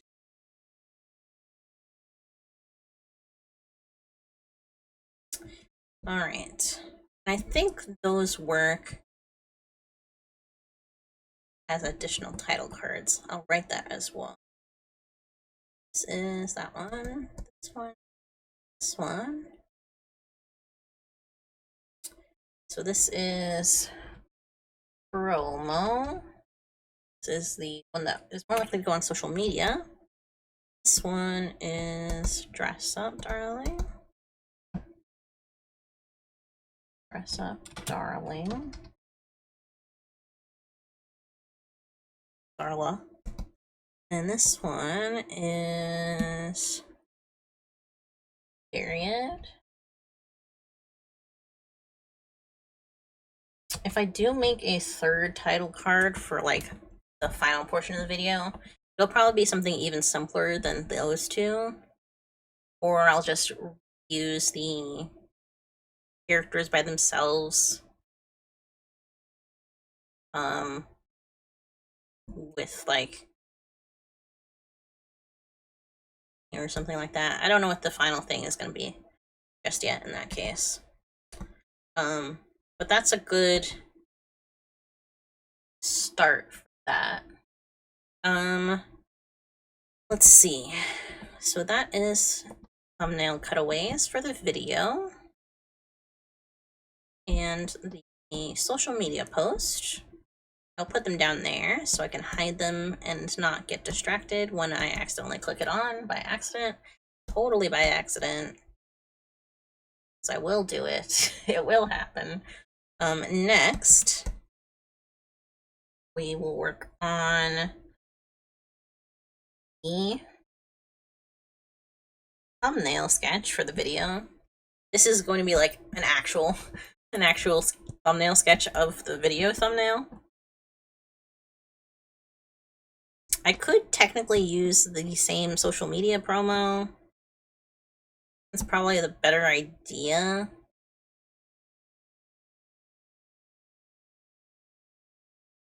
That's probably the better idea, actually. Let me see. Put the same. I'm not gonna like fully redraw it, but if I do this,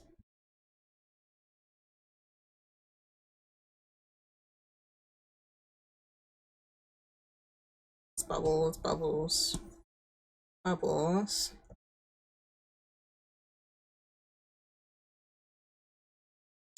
And then,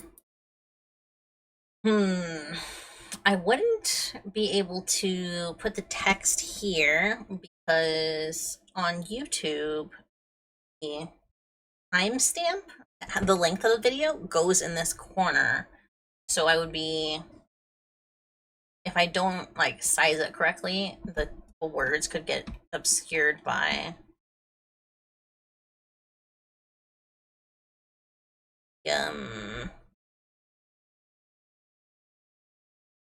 timestamp. So I wouldn't want to do that. Maybe if I did it, I drew it on the same layer. Talking about that before, that I would accidentally do that at some point. If I moved it over here, could I still blah blah blah blah? Does that work?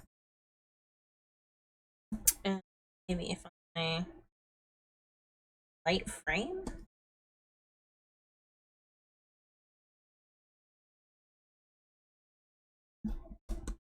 Yeah, because then Marin's in the center. That could still work. With a frame. Alright, so frame text left. promo center point. That way I don't accidentally like see that and think, oh, it's like in the center, and it's actually a little bit onto the right side of it. And I don't get the framing wrong. I do end up trying to put it into a thumbnail. I should write that this is the video thumbnail. YT thumb.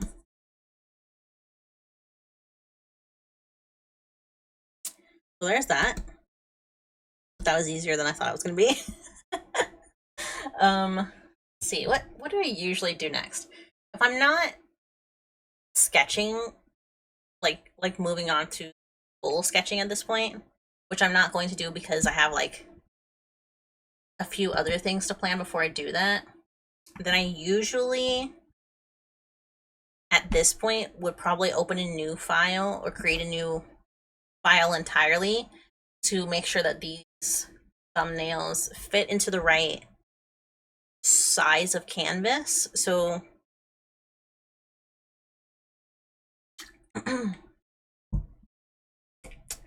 like this one is vertical, right? But this canvas that I'm using right now is horizontal. I would make a new canvas the right size. Take this, copy the layer. Can I get my art tools? Okay. Pull it over here.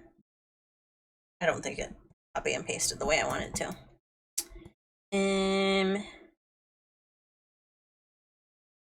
I will just copy and paste it normally. Copy, paste. So now I have the sketch here. I brought it over without the thumbnail framing because it might not be the right size exactly to this, but I know that this composition generally works, right? So normally I would take this, duplicate the layer, duplicate the layer, transform the layer, the duplicated one, and then just straight up enlarge it.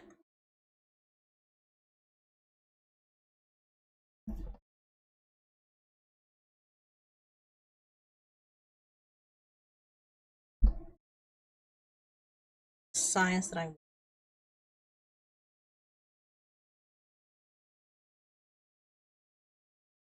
Yeah, like that. Ooh, ooh. So this would be technically my first sketch of the process when I go into making a final illustration. I've taken the thumbnail that I did pre-planning. I've enlarged it to make a general sketch, make sure that it still fits in the frame that I want it. And then I would take that and make a sketch over top of it. All the details and everything and all that. I'm not going to do that right now. We're not going to do the full sketching right now. That would take a bit longer than we have. And I want to make sure I get the other planning stuff as well. I will save this though, now that I've made it. Files, promo image.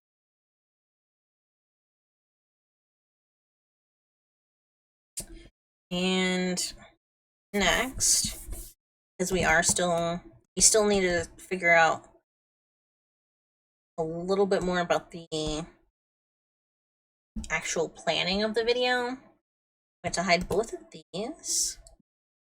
I know that there will be,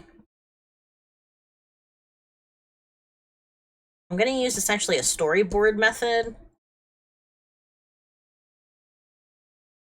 And just lay out a bunch of frames Make a new layer? I did. Yeah. And we're gonna take these storyboards. I need at least 9 of them.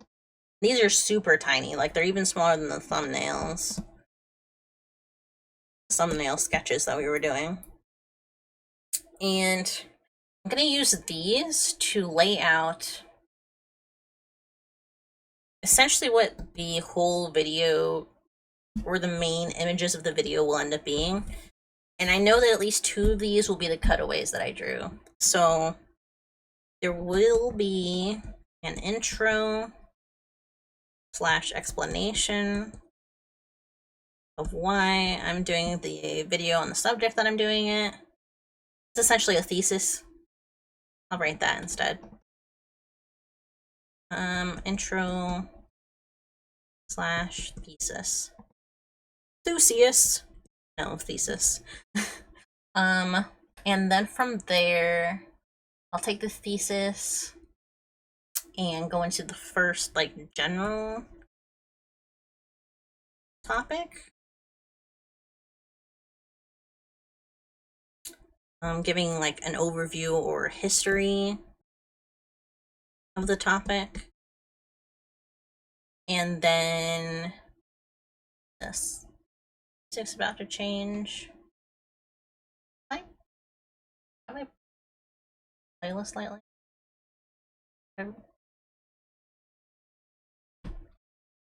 This is what we were just listening to. Now listening to Dark Guardian now. And then first thing will be Dress Up Darling. So this will be the first cutaway that I drew.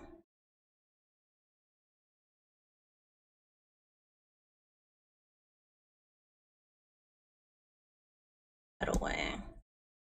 And that's not necessarily like talking about this whole scene is going to be like one thing. This is just like the main generalities of like what's going to be in the video. So I'm not writing that this is a whole scene. I'm not writing the whole scene into this thumbnail, but I know it's a whole scene.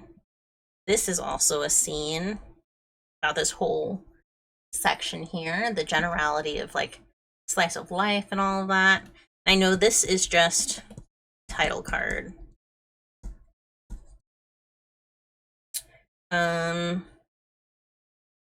And then I want to talk about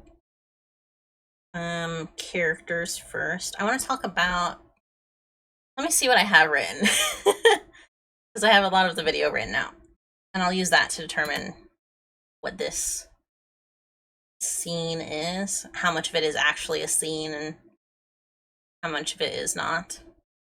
Let's see. Dress Up Darling. Summary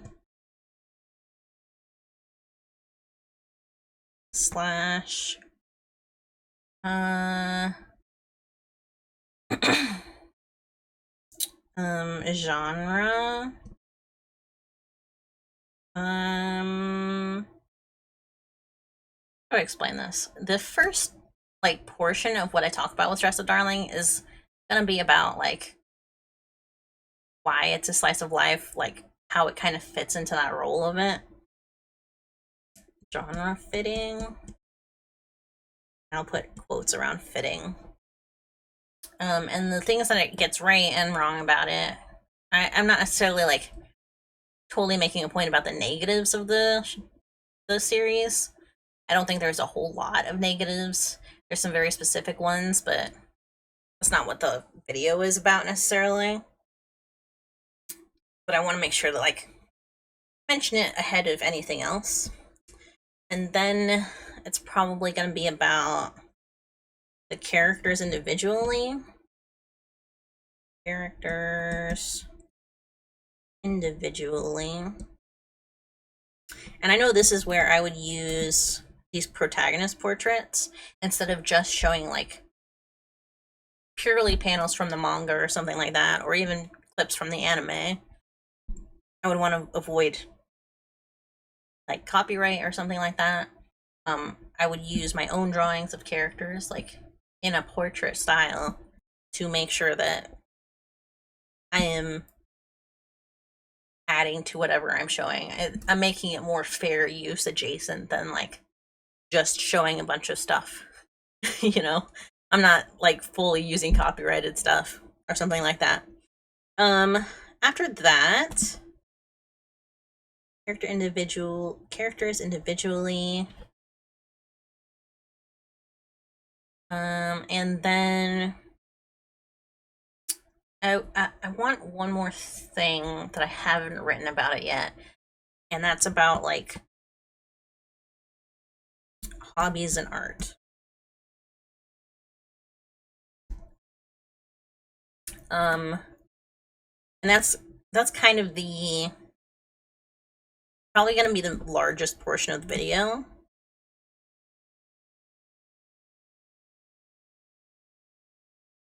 And that leads into blue period.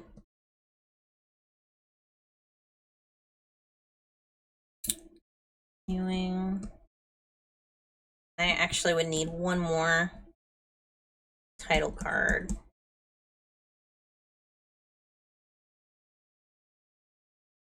I'm sorry if my handwriting is super messy and makes this incoherent. it's more so for my own planning though. But it's to kind of see like what I'm doing, what I'm thinking about. So I would transition that into the blue period, continuing with art. Points. So that would be that. And then from there, it would probably, well, this is distracting.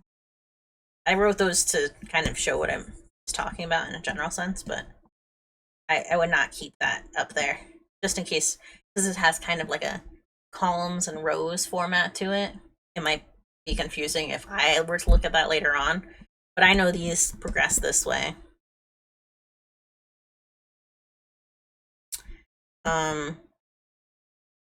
And then continuing with art points, I know that whatever I talk about last will also be the outro.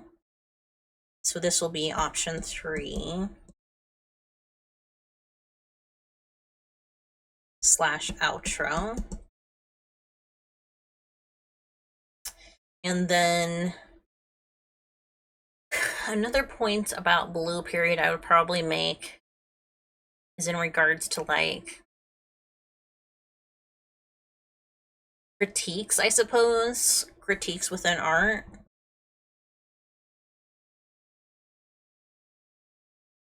Because there's a lot that can be said in general about critiques, not necessarily specifically in art. Art / general. And I feel like blue period does a really good job of conveying a lot of what comes with critiques, whether you want them or not. Let's see. I think that works. I think that works as a general timeline, especially since it lets me see that like I am correct in thinking that Dress Up Darling will be the largest part of this video. It has 1, 2, 3 parts to it. Compared to the rest. I don't necessarily even know how long each of these quote-unquote scenes are, so that's I think good enough for that timeline planning. And I wouldn't use that as like an idea of, or even like a final layout of how the video is laid out. I might not, put this hobbies and art part in or exclusively with Dress Up Darling. I might take it into Blue Period instead and more equally divide it up between the two. It's just to show like general sense of how I want the progression of the video to be. I want it to make these points and have these be the focus points of the main scenes in the video. And I didn't even necessarily have to write it out like this. I could have typed it out, but I really like being able to like visualize what I'm thinking about. That's why I also do things like thumbnail layouts, because if I'm thinking about an image in my head and I'm not able to like reference that image in a real sense, then it doesn't really help me. If I don't sketch something out, I just think about what I want to draw, I'm not going to draw it. It's very complicated at times. I can actually take this out of this. Actually, I will keep it in that folder. Put this in with it. Because those look good together. Okay. So those are the main things for the video. Next, I will talk about how I plan for something like a blog post picture. So I do general blogs on Tumblr about anime, art, sort of whatever comes to my mind. Like I'm planning on doing one about fashion in some live action series, and another about food that I've been eating and stuff like that. Like it's just whatever. I have one coming up about why I watch anime. And that one I do want an original picture for. So I'm going to do 2 sketches of what sort of ideas I had for that, and show how I sort of think about that. Because I have like a specific format that Tumblr posts or even blog posts in a general amount are like meant to look like. This formatting in a text post has to be really specific. Like you only have so much width to use. You only have so much text that you can put into an image. You have to be sure of how you're using it. So, similar to the way that I plan these thumbnails, I have a specific frame, but this one I am going to adhere to much more closely, because not only is there the general frame, but I know that I have a small sticker, quote unquote, that I put here of my face, and my blog title, sweet notes, something like that. And it looks something like that. It takes about that much space up. And then on the opposite side, I usually have today's topic. That doesn't actually say today's topic. That's just like what I know is written there. And then I write whatever the topic title is, right? So in actuality, I only have this center to draw within. And if I wanted to do something unique, it would be breaking that format, or I would have to use it in a different way.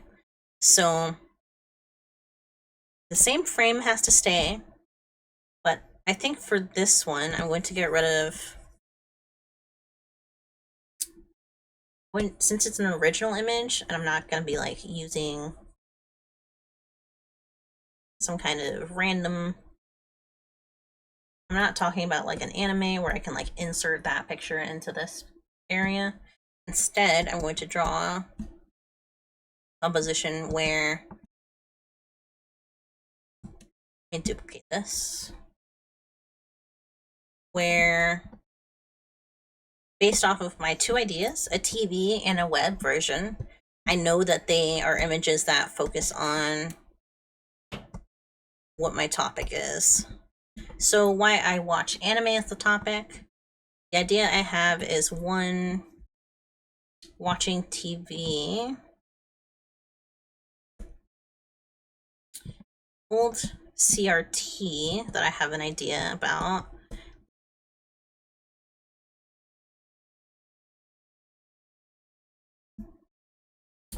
and it's sitting on the couch watching it because that leaves me with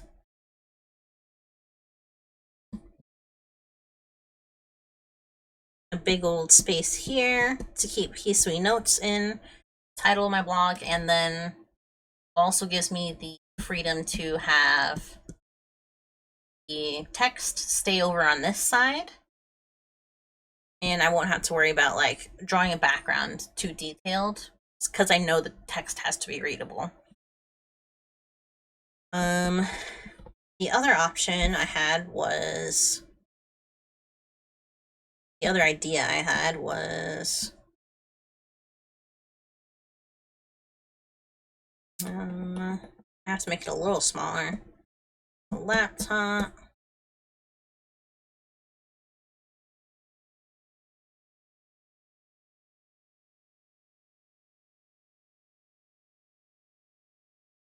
And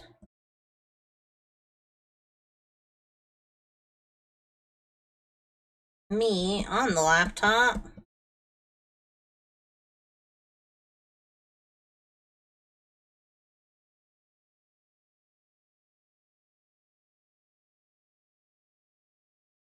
Popping out of it.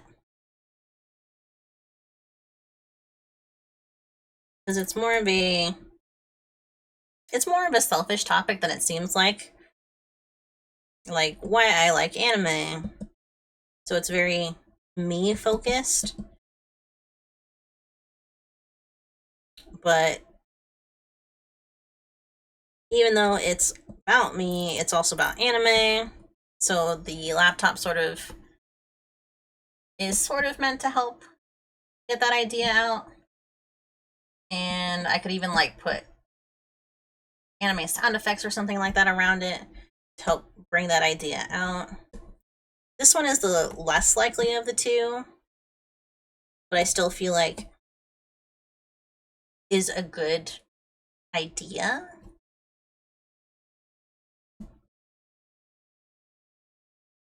Like it still presents something interesting in the composition. So I'm gonna take a minute to stretch here.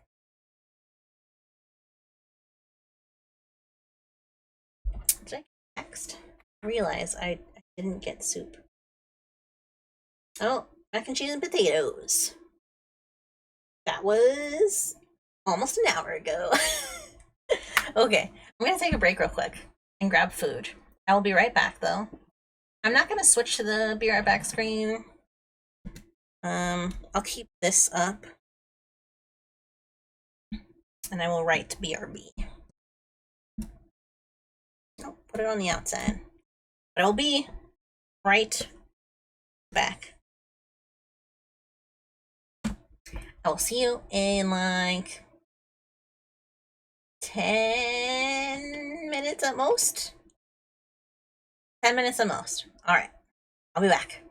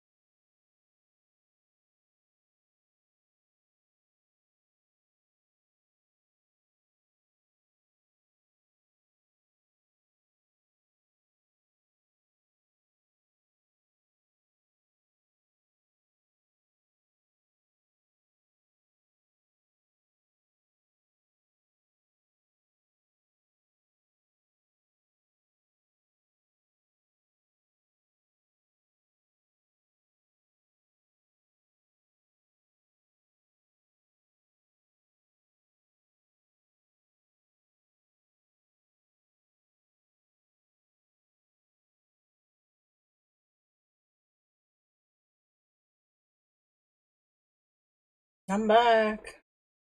I'm not on screen yet, but I'm back.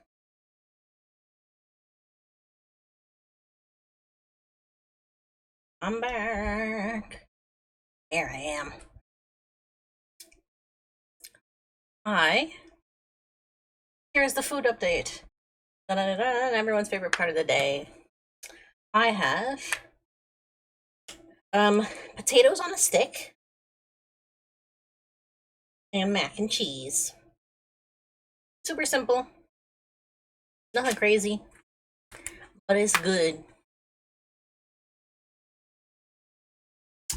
Uh, uh, um, I like the way way this composition works, because even then I can like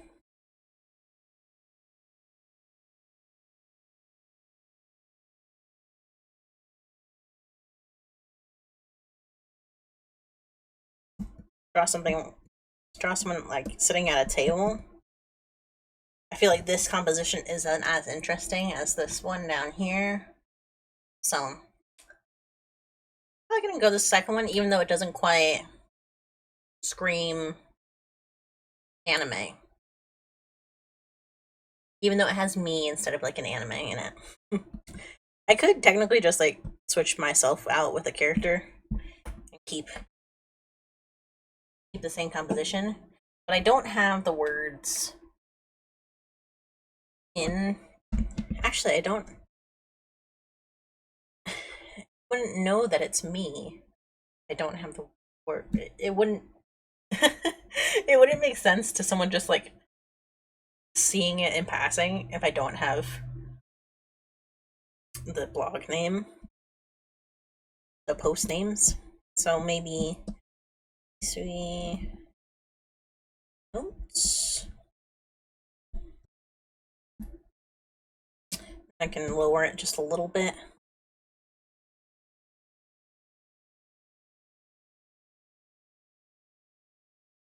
Yeah, that works. Okay. That is a good composition for that. I will work on that afterwards in my own time here. Let's see. To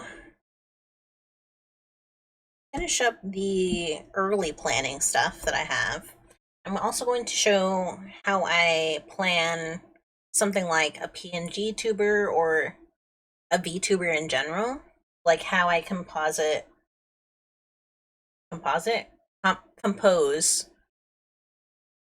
the layers in the early stages, because I think about layers and stuff like that for a VTuber from the planning stage, like the early concept page or stage, because I want to be sure that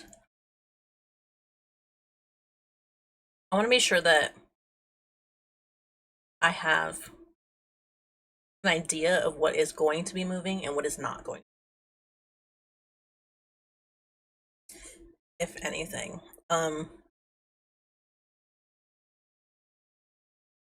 Like, part of the reason I have earrings that are designed the way that they are is because I knew I wanted something really dangly. I wanted like dangly earrings. So it was very important to me that I planned that from the beginning. So I came up with an idea of, I like hoop earrings. I like the way that hoop earrings move. But I also wanted to be sure that, like, general dangle earrings, I had something coming off of them that would like give that nice swoosh, that nice like, you're seeing it move. That nice swing. So I wanted to add those. That's how I came up with the design for these earrings. Is they're partially hoop, they're an open hoop with a part that curves into the center, and because it is open, there are two spots for dangly parts to swing around, and that's why there's a little star at the top half of my earring, and then the planet or the sun and moon at the bottom part of it. And I liked that the planet in the middle of the ring gave it kind of a additional spacey vibe. It's a nice little like color change around my face, and it matches the ponytail holders that I have. So that's something that I considered fairly early.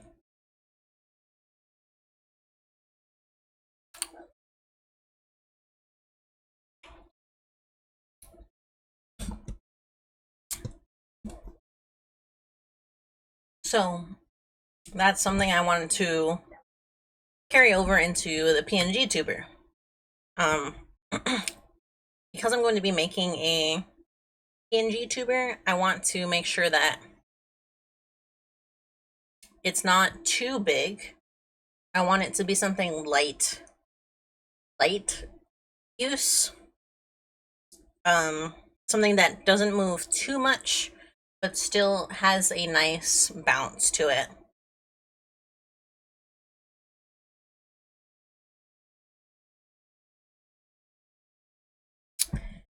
So let's see. In regards to my design, I would want headpiece. I'd probably be facing that way, this way, the way that I'm facing now.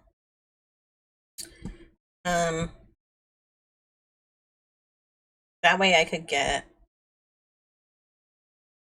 nice lashes.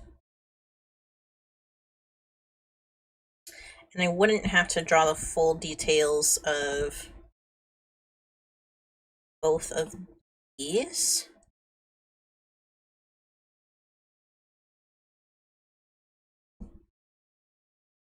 Both of my ponytail holders.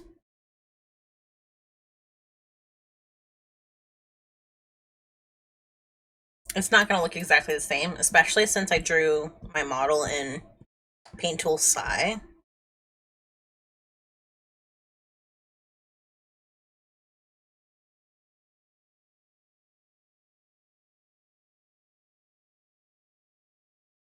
And not in Clip Studio. My eyes are diamonds.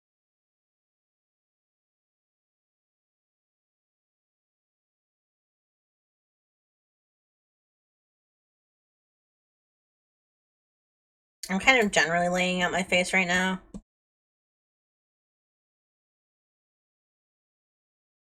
Okay, so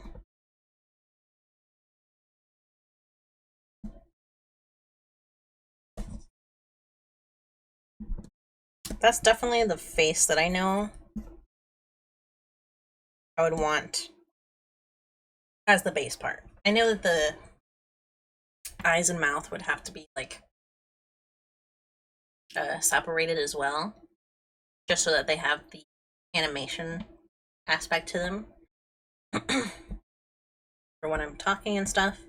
But that would be a base for it. I imagine that the PNG tuber has, let's see,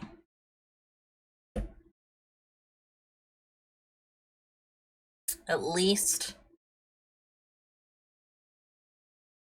one layer for the torso,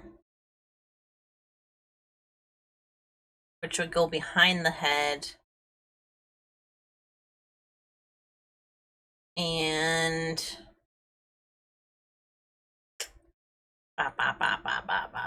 let's see, are there any limits to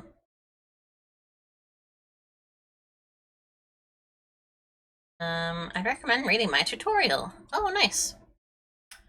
Let's see if there's any layer suggestions. Sprite edit options. Optional ones to the blinking button. So there is blinking. Determines how many frames are in the sprite's sprite sheet. Sprite sheet must be ordered horizontally. Okay. Convert GIF to sprite here. Animation speed. Okay. Place the sprite, save avatar, load avatar, making your first avatar. Using default. Add a new sprite. Let's start by editing the default sprite. Simply click on the body sprite and press the trash button. So every sprite is the root body. This will delete every sprite in the avatar. Add new sprite. Navigate to default avatar. Head hat. Repeat these steps. Oh, so you have to have it does have to be each one in a separate PNG.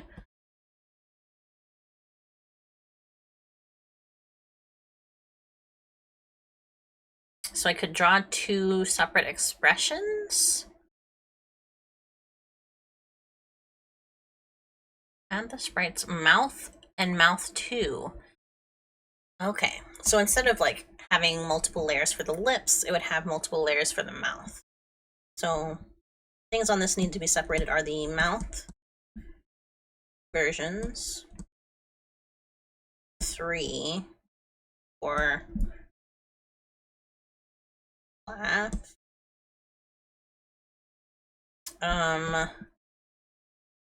How are eyes? Eyes 1, 2, and 3. Use the previous method to set eyes open looking to the left, not talking, and eyes looking to right, looking at camera to talking. Ah, I see. So you have to have two separate ones for that as well. Eyes. Well, there are 3 technically, because there's select both open eyes and set them to option 2, the on blinking button. Select the closed eye sprite. Yeah, so there's 3 versions. Eyes. There's the blink. There's open looking away.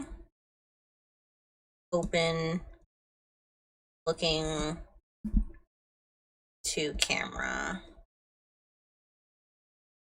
And I imagine eyebrows are then separate as well. And I imagine at that point, I could probably leave the nose as actually a part of the head.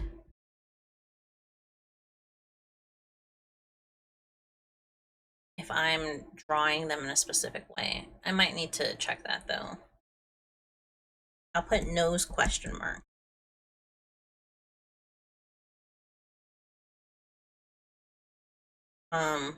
That's probably something different from the way you're supposed to do it in Live 2D.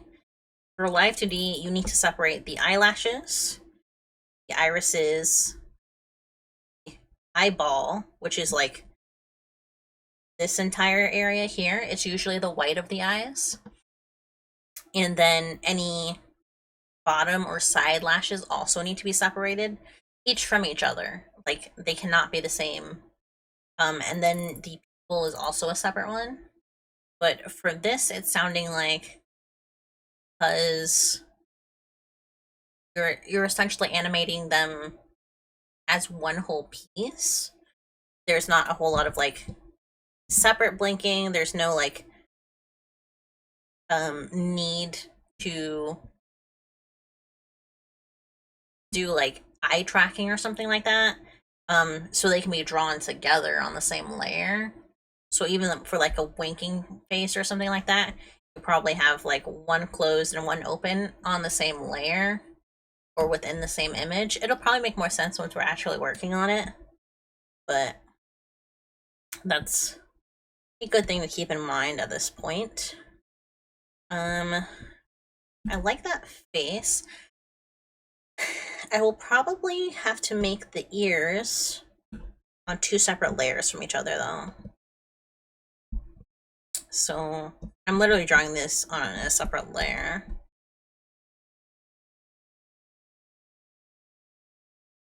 You're a little too wide. That's better.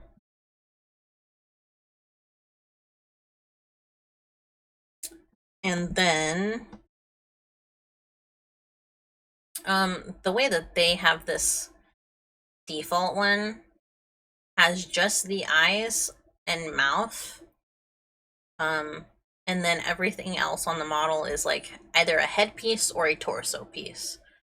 So, but I've seen people animating hair and stuff like that as well within the bounce.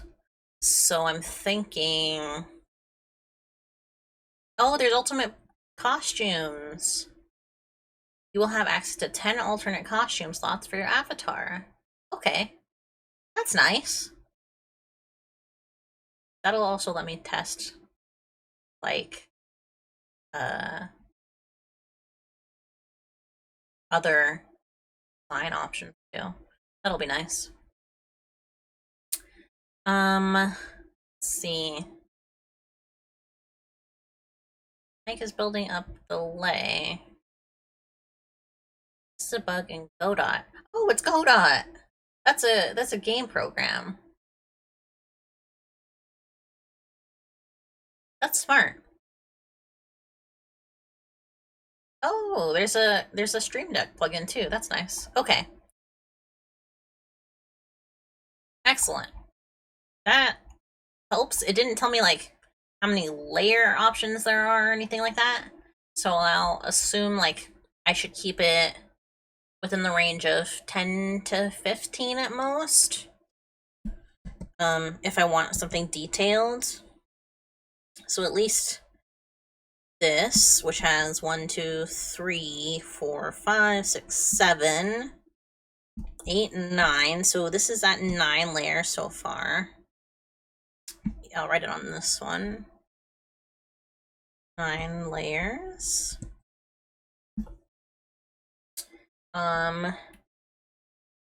Next, I would want my hair.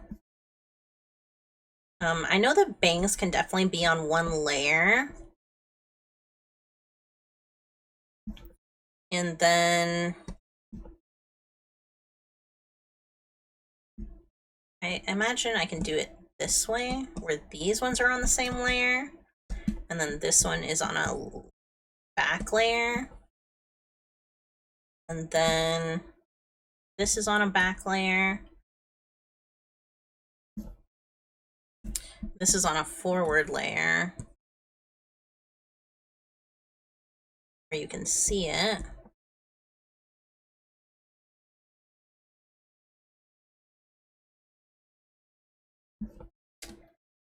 Glasses can probably be on 1 layer, and they should have at least 1 alternate. Glasses, 2 versions. So 9, 10, 11, 12, 13, 14. That's already a lot. So I don't have the back hair. Let me see. Let me look at some other people's PNG tubers. Well, there's one here. Those are on the same layer. Those are on a different layer. 1, 2, 3, 4, 5, 6, 7, 8, 9, 10. 11, 12, 13, 14, 15, maybe 16 or 17 layers on that one.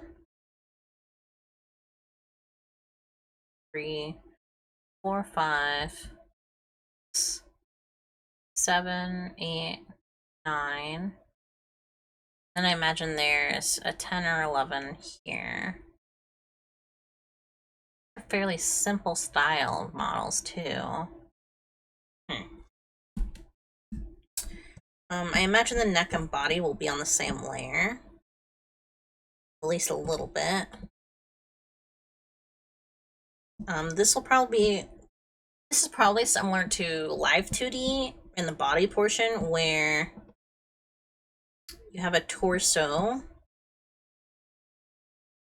a blank torso, and then on top of that, if you want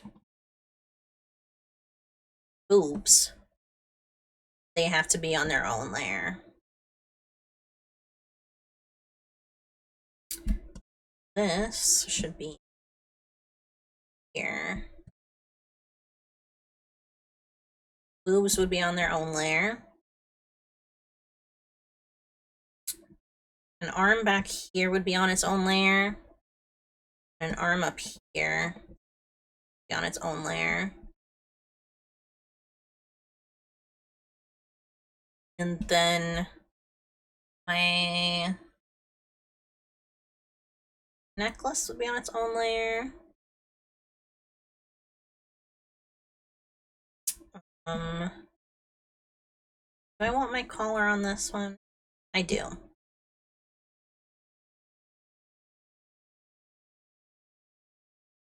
I would probably make that one piece, and then I'd probably put the jewels hanging on them on the same layer as each other, just to make it a bit easier. I could probably put them on actually the same layer as the collar. I don't know. I'll keep them separated for now, just in case, because I want to be sure that they bounce in a different way than the collar does.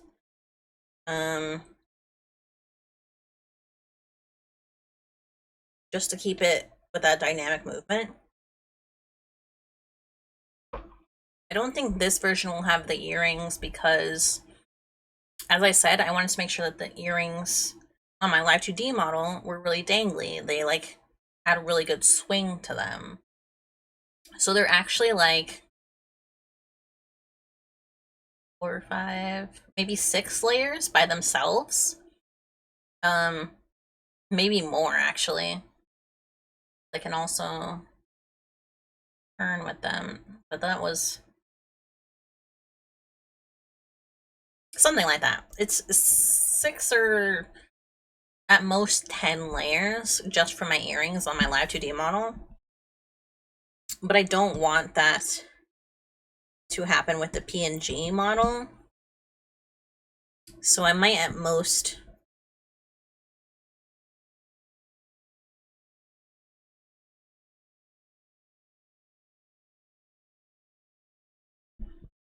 do it this way. If I do it,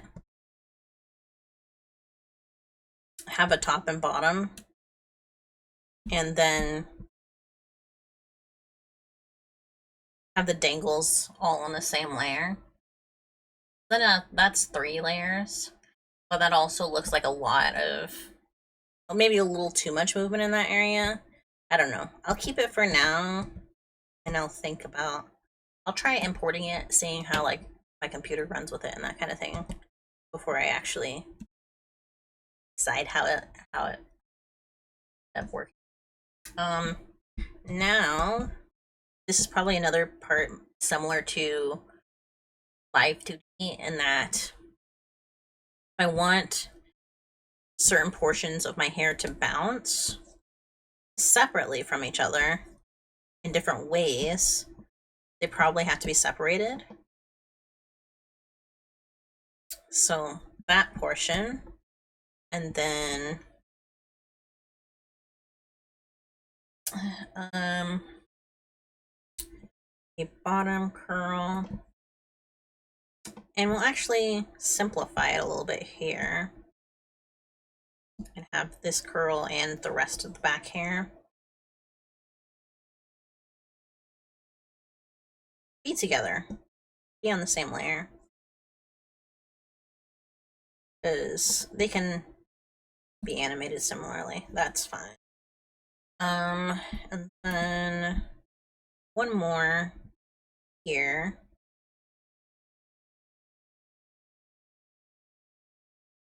That's probably how I would simplify my hairstyle in that case.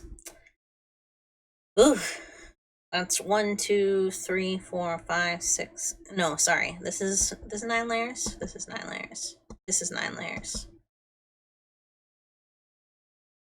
Where's 9 layers? There's 9 layers. So that's 9 layers. 10, 11, 12, 13, 14, 15, 16, 17, 18, 19, 20, 21, 22, 23, 24, 25, 26, 27, 28. 28 layers. That's what I'm looking at for that type of model. There's probably a way I can simplify it even more too.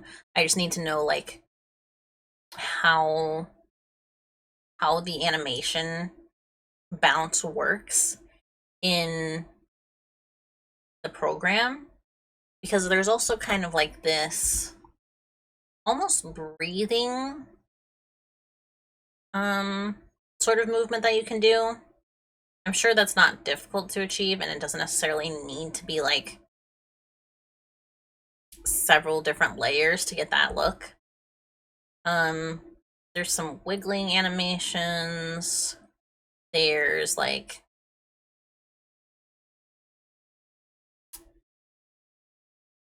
a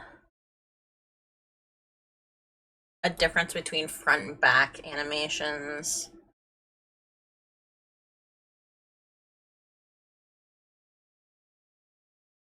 Wonder if it's a similar netting system to the way Live2 does it though. Like deforming it. Because there is like a bounce look, but I'm wondering if there's like some kind of linking, looking through the tutorial, that makes me think maybe bone animate a little bit, but not like deform it, you know, like you almost puppeteer animation. No, it's game capture. The window must be open, not minimized. You can have a different window on top of it, but it must not be minimized. Okay. If window transparency doesn't work for some reason, you can still get transparency using the green screen. Okay. That works. I'll have to see how it runs with the default model on my computer. But I think this works so far. Sprites attached to other sprites. I use sprite sheets to have animated sprites. Allow sprites drag behind movement, both positionally and rotationally. Bounce and jiggle. Set sprites to appear, disappear based on speaking / blinking. Place sprite images at any point. Transparency, lightweight and easy to use. Easily save avatars. More to come. Okay. I think that works. That might work. There's probably something in like actually using the program that it will make it more easy to understand compared to like just sketching out the layers. I imagine it's not too difficult to figure out. I imagine too, I drew a lot of layers, but I can probably flatten them out a little bit more than I think I can.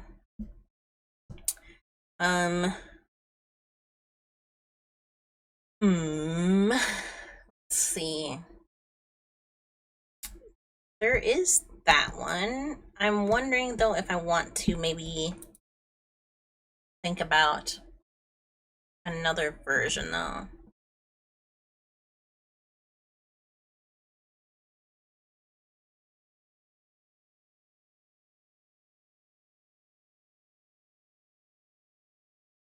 If you've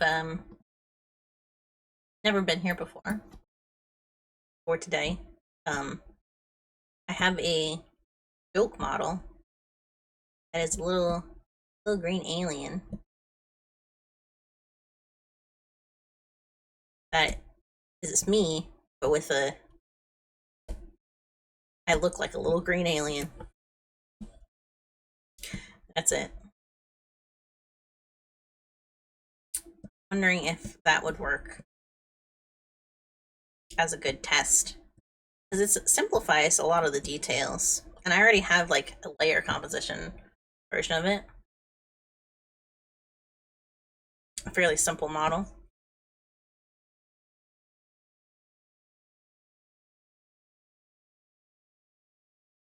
That has all of the essentials.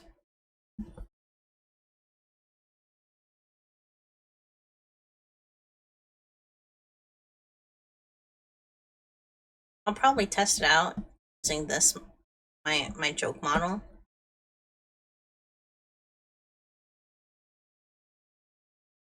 See how it runs.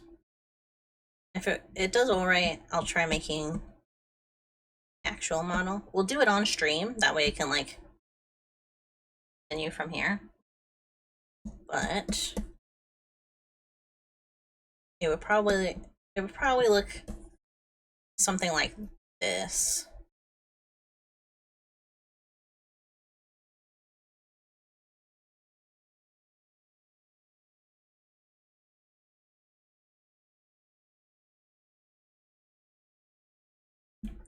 That would be 1, 2, 3, 4, 5, 6, 7, 8, 9, 10. 10 layers. Not bad. Sorry, 11 because I had it itself. So yeah, that's not bad. That'd be a good way to test it. Before jumping into 25, something like that. I'll write it here. 20, 27? I think it was 27. I can't remember. 27 layers. But that would be like an alternate version if I was trying to figure out the mechanics of it. Because like even for Live 2D, I had like 3 or 4 models before this one. One of them, which was just like a layout of a bunch of layers that I just moved around in the program. Like it wasn't separated properly, so I couldn't animate it at all. But it helped me figure out like how things in the program moved, which was really nice. Sorry, I'm eating some more food.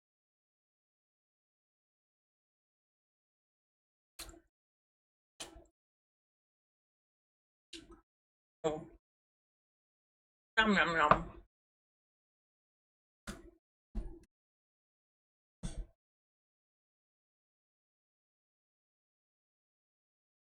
But that's essentially how I also figure out live 2D models. The way that I drew this. I might do like a pre-planning sketch when it comes to live 2D models I'm talking about now, where like I design the character and I'm like, oh yeah, I want him to look like this, and then I want her to have like a big puffy collar and like a big puffy jacket. And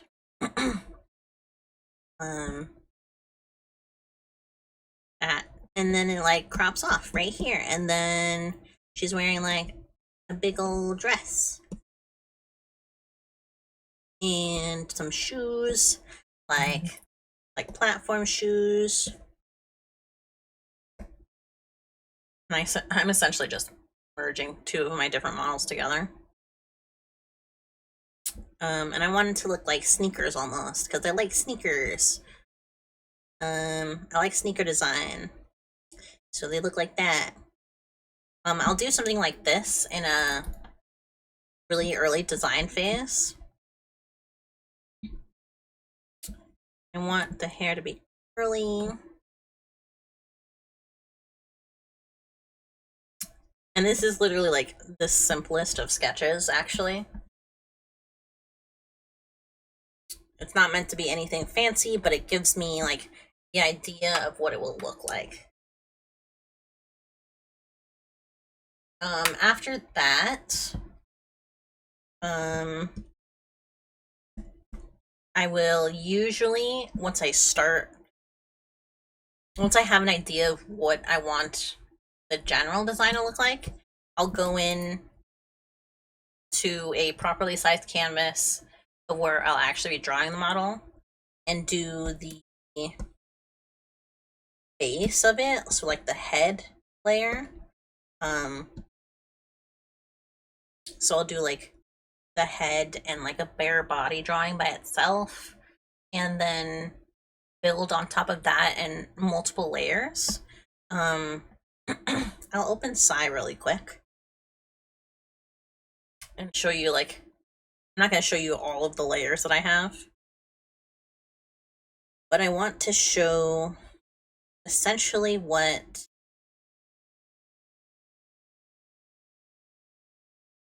here, I'll use a unfinished model.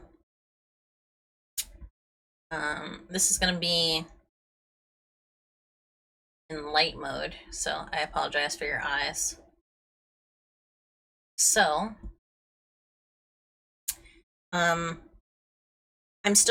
this is one that I was planning a long time ago.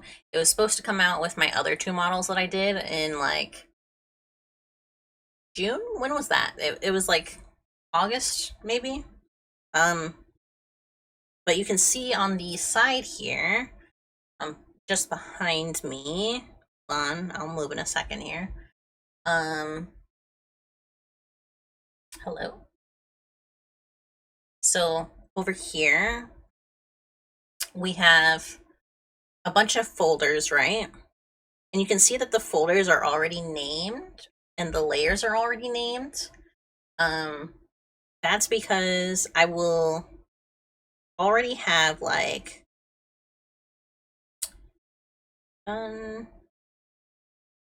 this one. This is my body sketch.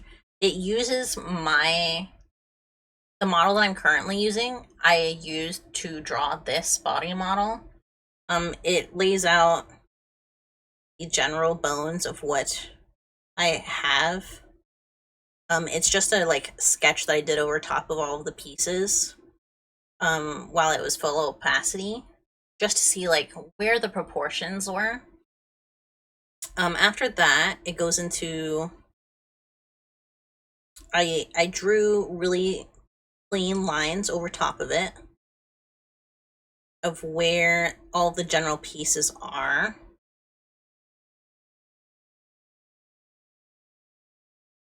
Right hand, left hand. I have a ruler on this, so it looks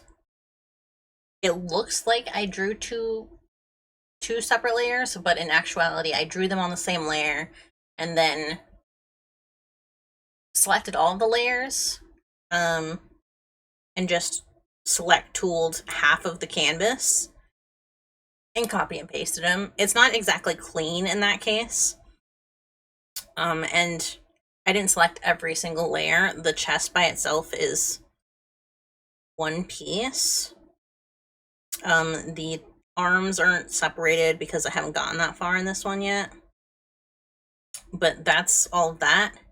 And essentially, what I do after doing that body sketch and drawing out the basis for the other layers is I put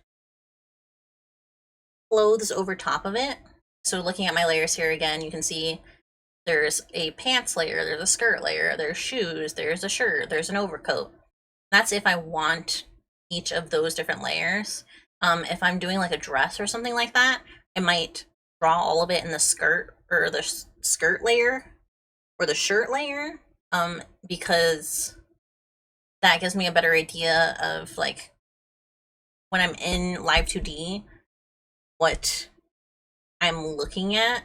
Like if it's a dress and I draw it in the shirt layer, but I like toggle it on and off and it takes away the whole dress, I'll see that like, oh yeah, it's not just a shirt, it's a full dress. And that's in case I like forget to rename the layer or something like that. Most of the time I'll rename the layer to say dress. And even then I have to like separate the layer a lot more than that. But for the early planning, this is about where it gets to. I just like make layers with a general name of what should be on that layer. And then, because I'm using the same base model each time, I have a head. I have my head by itself. Look at me bald. Look at my bald head. I have glasses on one layer by themselves. The accessories on the side are separated. The frames are separate from the glass. And the glass will actually, when I'm animating it, it just changes opacity when I'm turning to the sides or something like that. So you can't see it the whole time. But this is what it would look like in full opacity. So you can always see my eyes through the glass. That was something I had to like make sure was possible. I didn't want my glasses to accidentally overshine or something like that if I'm looking to the side and you can't see my eyes, because you gotta be able to see my eyes. It would look weird if when I had animated it that my glasses just were white at multiple angles and I couldn't be seen at all. So that was something I considered pretty early in the drawing process. And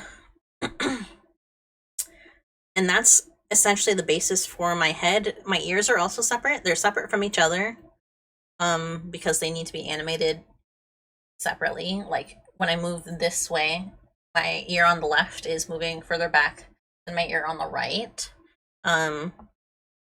After that, my face, the eyebrows, which are on separate layers from each other, the eyes, which are separated into right and left, and then they're separated into their individual parts. All of the lashes themselves are a different part from each other. When you're animating long lashes and you want kind of like a almost 3D or like glowy effect to the lashes, you have a different piece for the actual like part coming off of the eyelash. So you can see here, this is like a bare bones eye, and then if I put the eyelash on top of that, that eyelash actually gets animated.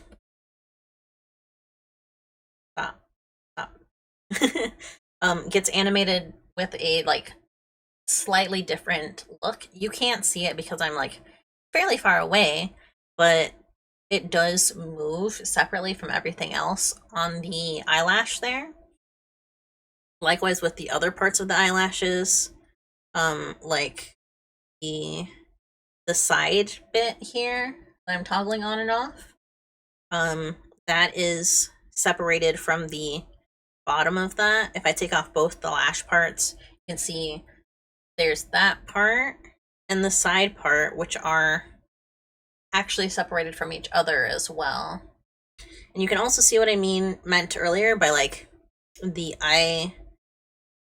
iris and all of that being separated. So the iris This is a shine.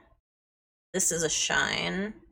This is a pupil, which, because it's separated, if I wanted to animate it or something like that, I could move it sideways across my eye to give it a bit more dynamic, like my eyes are orbs and not just like a 2D plane. So that's how that works, or like why it's separated a lot of the time. And then the iris is separate from the eye white. Within Live 2D, you can actually clip it, similar to any other drawing program, so that when you move the iris, it stays within the eyeball. That looks really weird. But that's why that is all composed the way it is. And this eyelid piece is actually fully colored, just in case like something underneath it isn't colored correctly, and because there's a way with blinking where sometimes the eye white doesn't properly hide itself, so the eye, having the eyelid like be the solid piece, can bring it over and like animate it closing. The way Live 2D works, it allows you to warp it like downwards as well, so that's very nice. Not as many people, I think, use that anymore. It was really the early way to do it. I don't know if a lot of people still use it. I don't know if like there's a better way to do it. That's something that I don't always do. Not all of my models blink that way, but I always have it just in case like I can't remember how to do it another way, because that's a fairly solid way to do that. Moving on, off of the face, or no, not off of the face. The nose is two parts actually. The nose bridge is just, oops,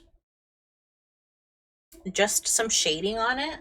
Because of the way, again, Live 2D works, I can animate that in a fairly interesting way to get my nose to kind of have this turning effect to it. Likewise with the nose part there, I can deform that in a way that gives me a nice turn effect.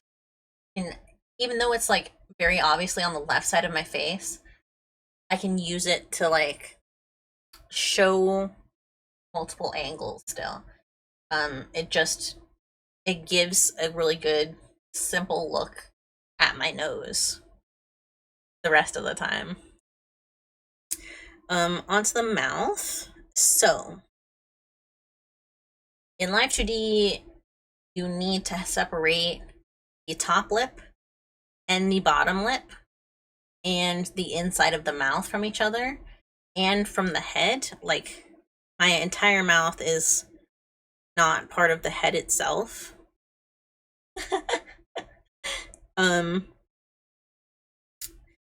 And the actual, here, I'll hide the head again, lip part, the lipstick is separate from the actual lip itself.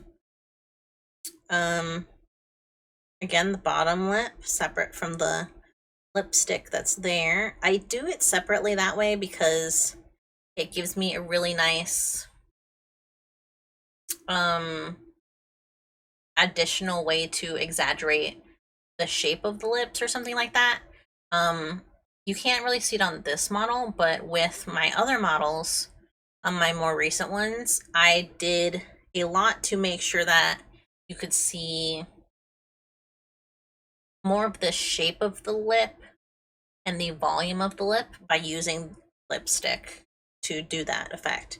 Obviously the teeth are separated from the inner mouth, which for me includes the gum and the tongue.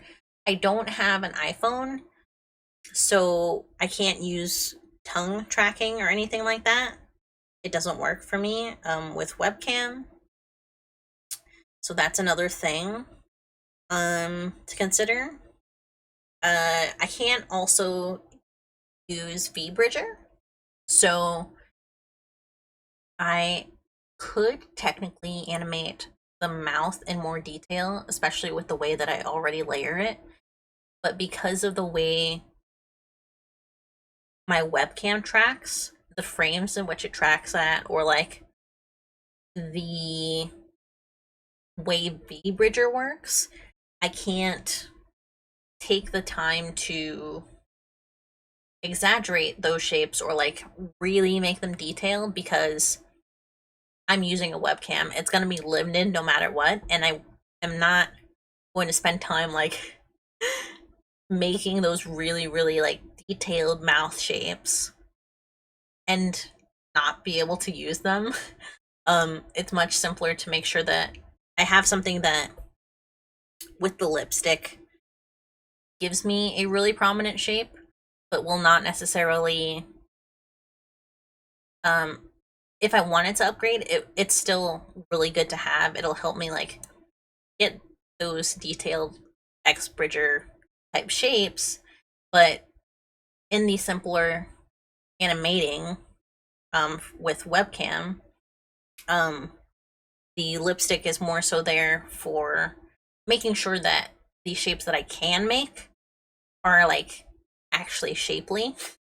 I found that a lot of like, unless it's a really simple mouth or something like that, you can't really see the shape of the lips. It looks kind of barren if you like, if I took off the lipsticks.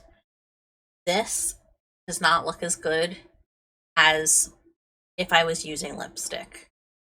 So it's very, for me, a good detail to have. Um, that's the head. So again, for me, this is something that I already have, but if I didn't have this and I was going to be doing that from scratch, I'm doing a general head from scratch, I would have one sketch for the head shape. I would sketch the ears on the same layer and then separate them after I've drawn them. And then I would probably work on one eye with the mirror on, because sometimes when you draw eyes and they're mirrored, they're not mirrored, you don't, it doesn't look as good. So starting from the beginning with the mirror on is a very nice way to make sure that like have an appealing eye shape, something that actually works for the shape that you're going with. After that, after I have like all of the general body shape down, I know about what I'm gonna be drawing. Back in like Clip Studio, I'm not gonna switch to it right now. Back in Clip Studio, we like saw what I was going to be designing essentially. From there, I would draw on all those blank layers that I have, the ones that say like overcoat, shirt, shoes, skirt, pants, all of that. I would sketch on those like this hair here, all in one piece around the body shapes that I have to make sure that they look nice. Because I've had a couple times where I have a body shape and I have an outfit design, but it does not look as good as it did in the design phase because the actual proportions don't match with the style or dressing of the outfit I had in mind. So like for this one, I was working on having a different bang style, something like that I could tuck back a little bit. Part of this, like here, I'll do a red lining of it.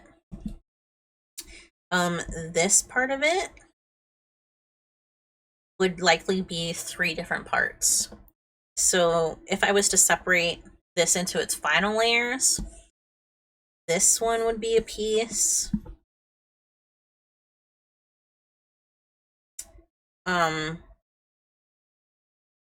hold on. I have to like actually think about it for a second. So this part's definitely in the back. That's the furthest back. And then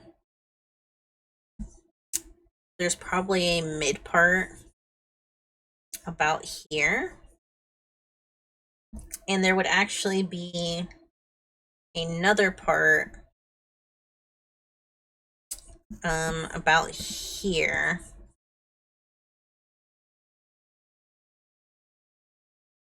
No. Probably be closer to here. And depending on what I end up like thinking looks better for the layering, this green part could be behind the bangs here. And like clip behind that. Or they could just be behind the head altogether. Like they could go behind the head and the layers and behind the ears. And then the purple and red would do the same. There'd be a further back red layer. Actually going one more. So like the red piece would actually be probably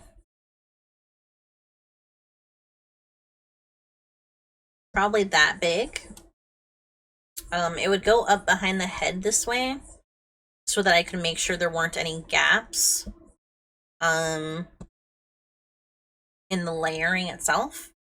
And then on top of that would be the purple layer, which would actually be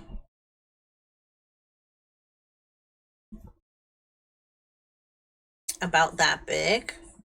And similar to the red, it would go behind the head so I can make sure that it wasn't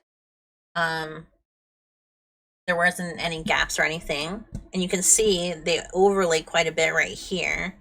I'd probably glue those together in Live 2D. That's a part like in Live 2D that helps keep the layers connected, but also allows you to work on them separately when animating them to make sure that they can bounce in different directions. They can like warp in different directions, but they're still not like losing this overlap that they have and showing gaps behind them.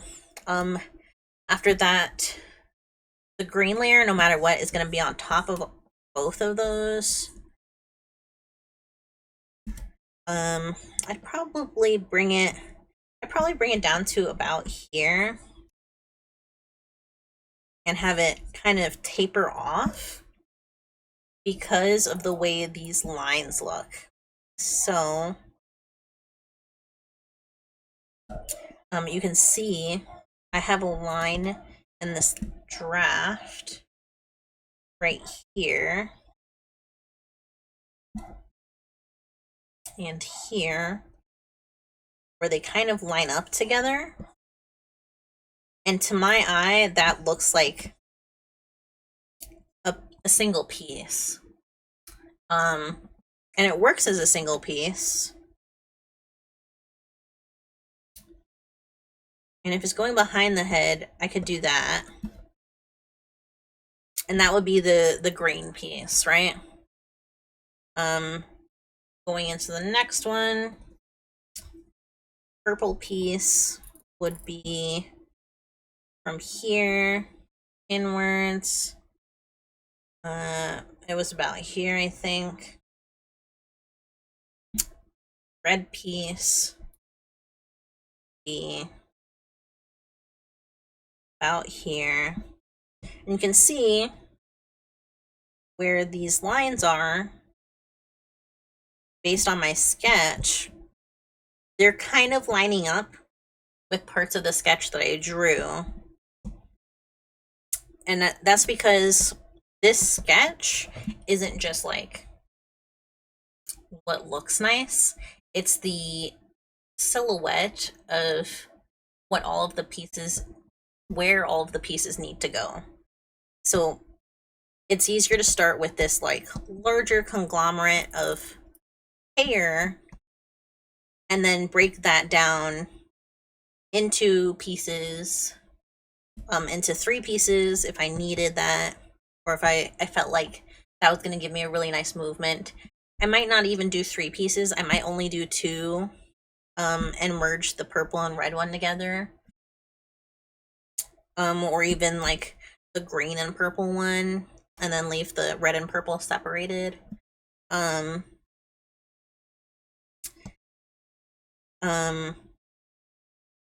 But that would be like after I am sure that this is the hair design that I want, and I've already like decided that I need to start lining it. At that point, I would like turn down this layer and start lining each of these pieces separately. I don't actually use like color coordination like this to decide which layer I'm drawing or something like that. Typically I'll take this, see which pieces work together, like with these lines, and just make those parts, and then I'll figure out like what the layering of that should be after I've done most of the lining, because I was talking about it as I was doing it, right? Like, I don't know if this green piece is actually behind the ear or in front of it. And depending on which one of those I decide, it could end up making it difficult to say, yeah, I should line, I should have like 3 different parts here, or 2 different parts, or whatever. I should make sure that the first thing that I would do in that case is like make sure that I have at least a general look of what part is showing here. If I don't know, if I end up like drawing just this much and I decide that it's actually behind the ear, I'll need to add like a whole entire back part here. So I would instead just do that from the get-go. It's easier to like erase this to line up with something up here, or like add an extra portion here if I decide that it's on top of the ear. It's really like a try it and see what happens method. Just because like if I'm going from scratch, if I'm designing something from scratch, I might not always know what I need in that case, you know? So that's generally how I approach making a live 2D model. It's even more specific because like this is my model. This is obviously like me, right? But if I was gonna make something else like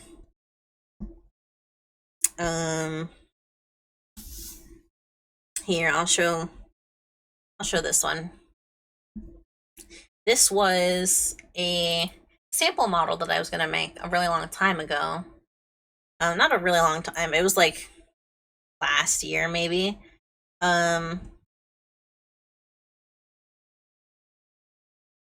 And essentially, I designed this by itself, and then I figured out all of the layers that I needed. This teapot is the front nozzle, the knob, the actual body of it, and then the handle. But I had a harder time figuring out like, should I maybe separate the nozzle into 2 parts so that there's like a front part here and then a back part there and a front part here, so that if I need to like turn her all the way to the right, all the way this way, if I do this, I have another part here that I can stretch a little bit further. But I decided that I probably wouldn't need to do that. So the neck is just one part by itself. That's also why I sort of drew it the way that I did. Even if I do need to like turn this, I know that there's an easier way to turn it, because I've used Live 2D before. So I know that I can like deform it this way a little bit, and it'll look better than it does here in Live 2D because I have it like meshed out. It's hard to explain without like fully showing you, but that's why I say, like, if you're adding stuff on top of it, it's easier to like have one bigger piece that you can figure out or look at first before you separate it. So I like drew the whole teapot first, and then when I was coloring it, actually, that's when I did the separated layers, because coloring adds a whole nother part to it as well, where you can't see through the colors, obviously, but with your sketch, if you have whole thing sketched out and you don't know what's under here, like, you have to eventually draw that. So having each part like separated in your line art first before you start coloring it is really nice. I said I drew this whole thing all together, which I did. But that was like a harder way to approach it. I wasn't too worried about it though, because the teapot is like a fairly simple thing.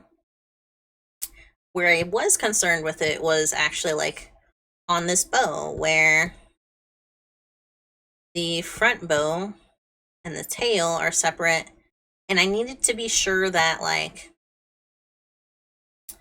I knew which parts of the bow were going to move separately from each other and how they were going to overlap. So I drew the bow all together, thinking like, oh, it'll be the same as the teapot. I can like kind of render them together, or render them in separate color layers, but have like one line art that I can separate if I need to. I didn't need to, it was way too difficult to do that.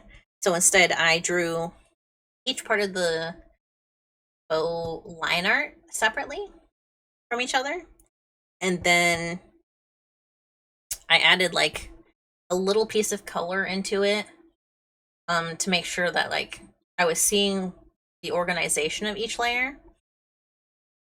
And then I arranged the layers based on like what I thought looked better. So at one point, I think this one back.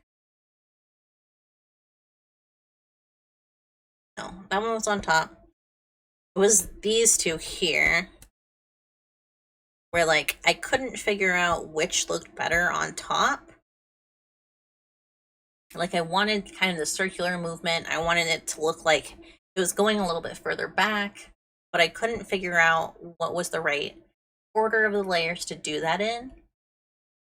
And if I had drawn it all on one layer, I really wouldn't have been able to figure it out. But with this, drawing all of the line art separately and then adding the color into those separate layers of line art, it let me like test out arranging it in different ways. So like this didn't look as good in totality. When I'm looking at that, it looks like these parts are really far forward and this part's like kind of slocked on our head. But this way, I figured, thinking like the way Live 2D works, if this one is further back, then I can like kind of smush it down a little bit easier and like exaggerate the turn a little bit better. Because if she turns left, she's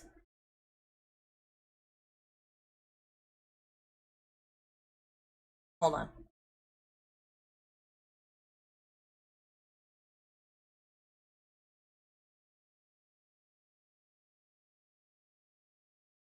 Okay.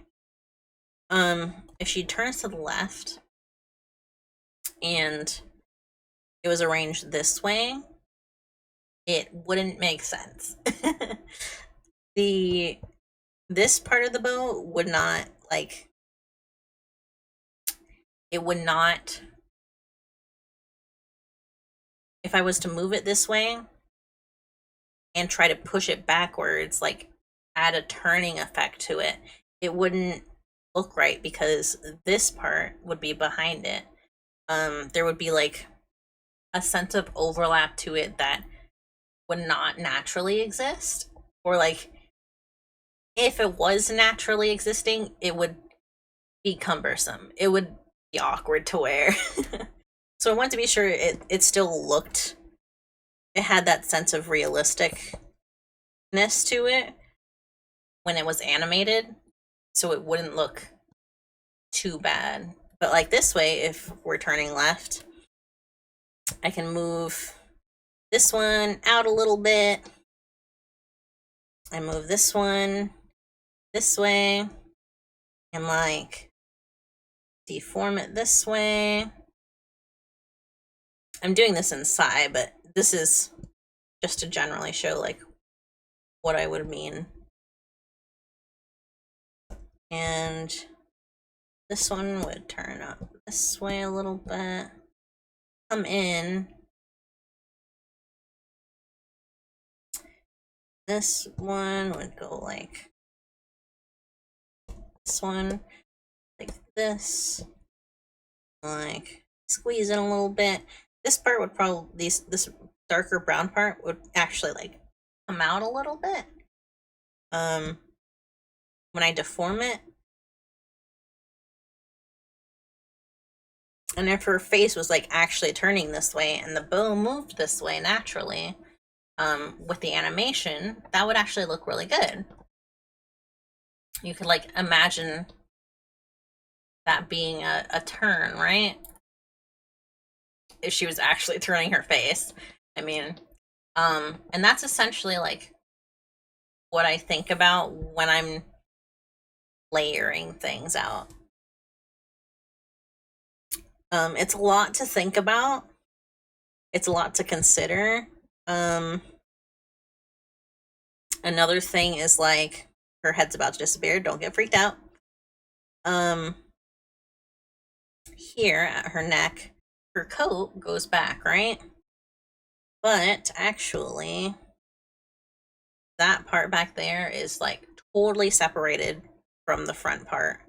It's not properly overlapped because this was like the first time I was trying that. And it didn't look quite correct, but the overall like idea of it still worked, right? It got the job done. So that's how that looks. And this top part, the whole fur, is like one piece because I wasn't sure at the time like how would I animate that if it was like multiple pieces. But now knowing like what I do, I'd probably actually put this as 3 pieces, maybe one here, a further back one here. Here, let me do it this way. One here.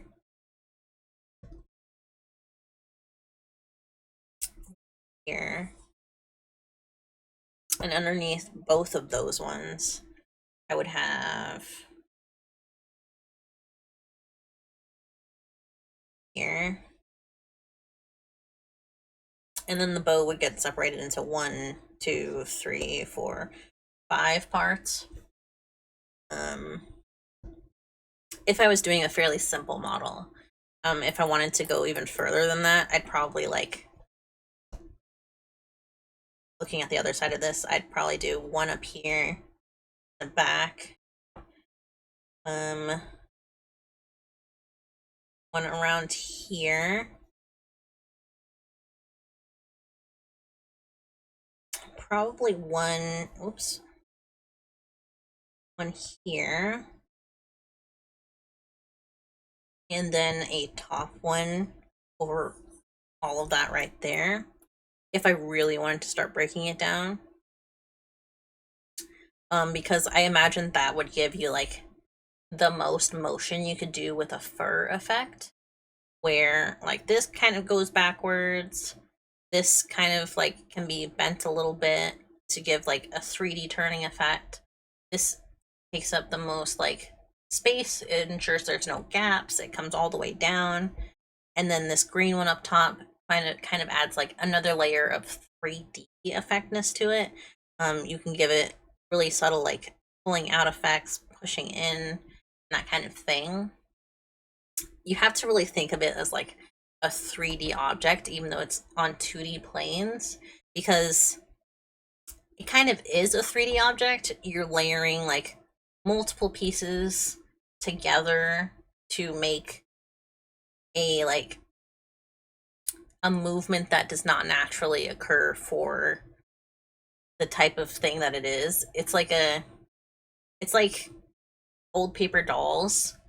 Yes, you like have sticks and stuff that move them, but those sticks wouldn't move a single piece of paper like in multiple joints. You have to separate each of those layers, each of those joints from each other in order to get the puppet to actually move.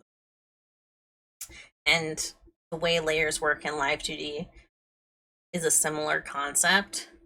You have like multiple layers, and it lets you warp the shape of them to give the idea that you're like moving something or creating a 3D object that does not naturally,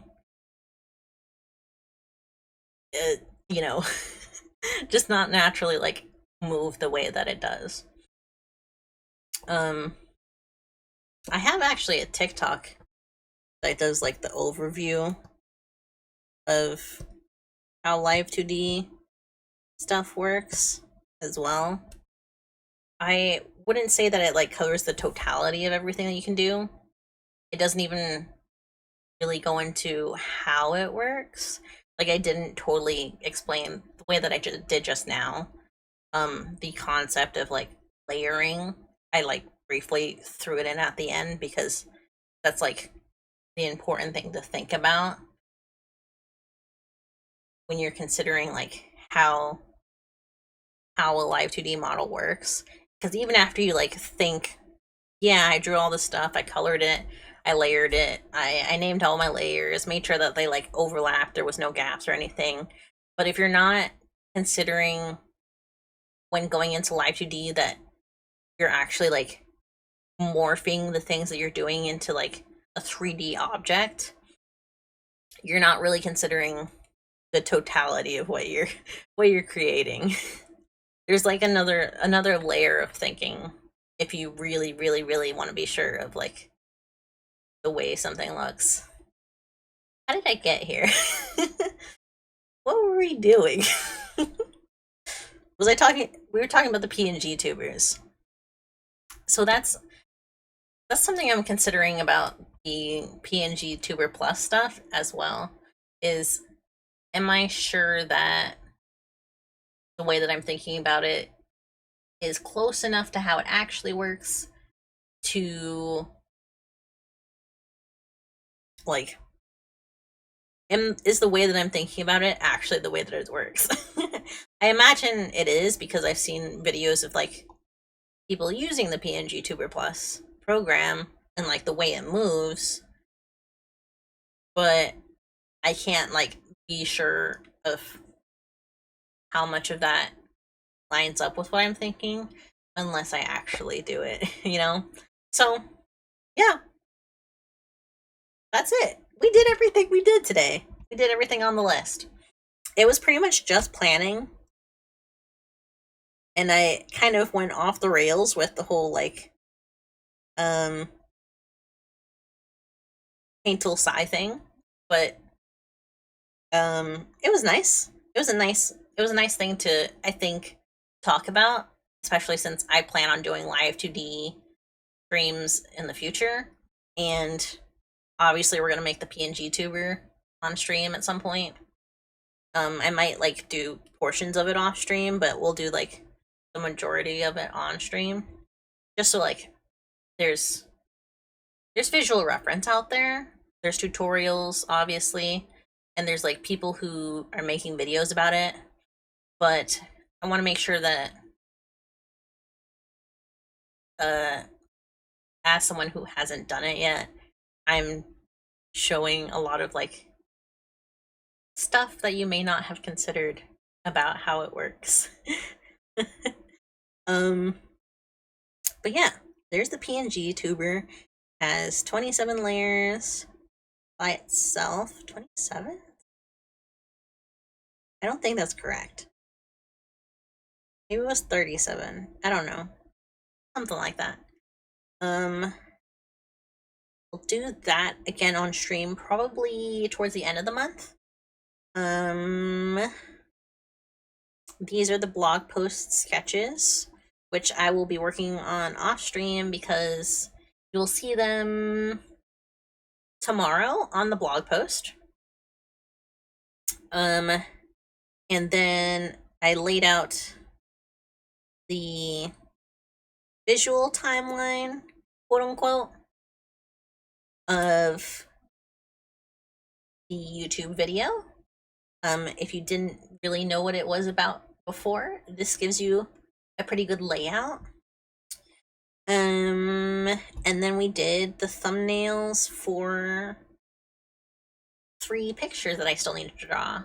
And I might animate. It depends on how much time I have. We might work on them on Tuesday, because I'm off tomorrow. Yeah, Tuesday. I have fan art VTubers scheduled on my written schedule, but I don't know about that. Might not do that. Wednesday we're definitely drawing some dress up stuff. Just a chill art stream as usual. As usual? More than usual. And then next week, next week I had a pretty good plan for next week already. I was laying out a bunch of stuff. Some of it is continuing from previous streams. Oh yes, we're gonna draw some food next Sunday. For the next blog post after the anime one, I'm gonna do one about food. And then next Tuesday, we're doing probably some more dress up if I don't need the time to like do YouTube video stuff. If we still need to draw next week for the YouTube video, I'll know by the end of this week, and I will put that into the schedule. The next schedule will probably come out on Friday, and yeah. What else? Did I have anything? I don't think I had anything else.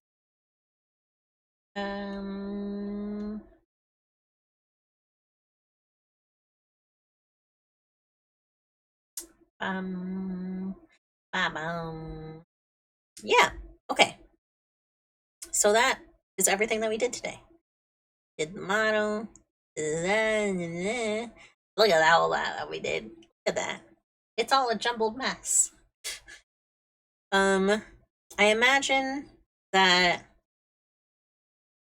the most exciting part of what we draw next week will probably be one of these images. It will probably, honestly, be this one, the promo image, because I feel like that one will probably be a bit nicer to work on stream. And if I don't have one of these 2 drawn by then, I probably won't be animating them, which is what I would want to do on stream if I was going to be showing these ones on stream. So if I don't have this one done, or sorry, if I don't have these two drawn next week, then they're not going to be animated in the video. And we'll be drawing this one.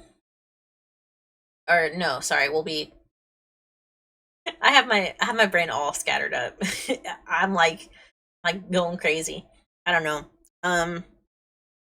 If I don't have these ones done next week, they're not getting animated.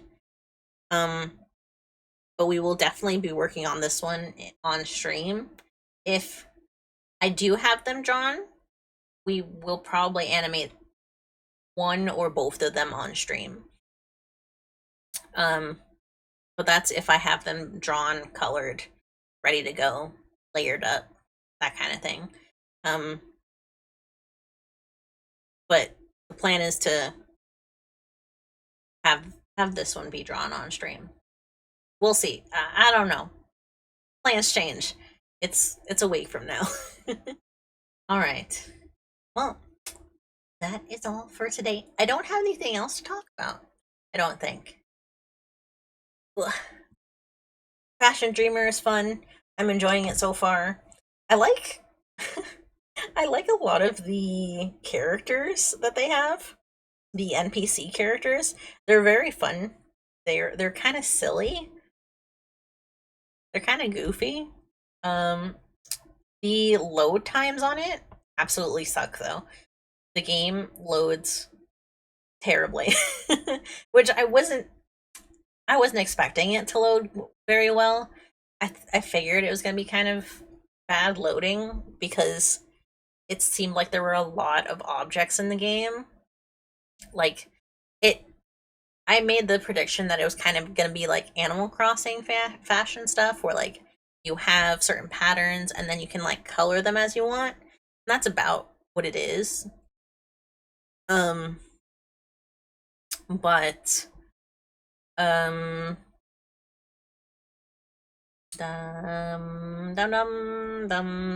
my brain just shut down. But I am enjoying it. I'm enjoying the game. And it's given me, I play it for maybe like 30-40 minutes, and then I like turn it off for most of the day, and then I play it again like right before bed or something like that. Maybe not right before bed, but like around that time, because like there's not a whole lot to do. You don't necessarily have to like continuously play every single second. If you're like really trying to level up, I can understand how you can play it like every single second or something like that. But like, it's a pretty chill game. And the outfits are really good. I'm liking a lot of the design stuff that they're doing or that they have in it. They're pretty, I like the way that the colors really like change the look of an outfit sometimes. I would highly recommend it if you are into fashion games. I need something to like be able to play offline because it has an offline mode. The online mode is the one that like really sucks in loading and all that. But aside from that, I don't think I have anything else. I've been watching anime, obviously we talked about that at the beginning of stream. I'm thinking Frieren is gonna be the one anime that I actually like complete this season. I'm trying to like watch at least one full season of an anime every like seasonal release, you know? Because I like watching anime and I want to make sure that I'm actually doing that. At some point I'm probably gonna read the manga, honestly. It's a really good show. Highly recommend it. By Madhouse, so you know it's a banger. It's the same way that people like talk about Mappa. Madhouse is my Mappa. I think they're like really good at what they do. I think they have like a really reasonable good balance between their storytelling and action stuff. I highly recommend it. They're the same studio that did actually Cowboy Bebop, and that was really good. Trigun? I think it was Trigun. I think it was the original Trigun that they did. I can't remember. Well, it doesn't matter. That's all for today. We had one follow today. Thank you, Cheetah Man 2044 for the follow. Much appreciated. Thank you for dropping in earlier. Appreciated that. Oh, we're almost at 60. We're almost at 60, y'all. How exciting. All right. That'll be all for today. I hope you have a good day, whether it's tomorrow or today. And goodbye.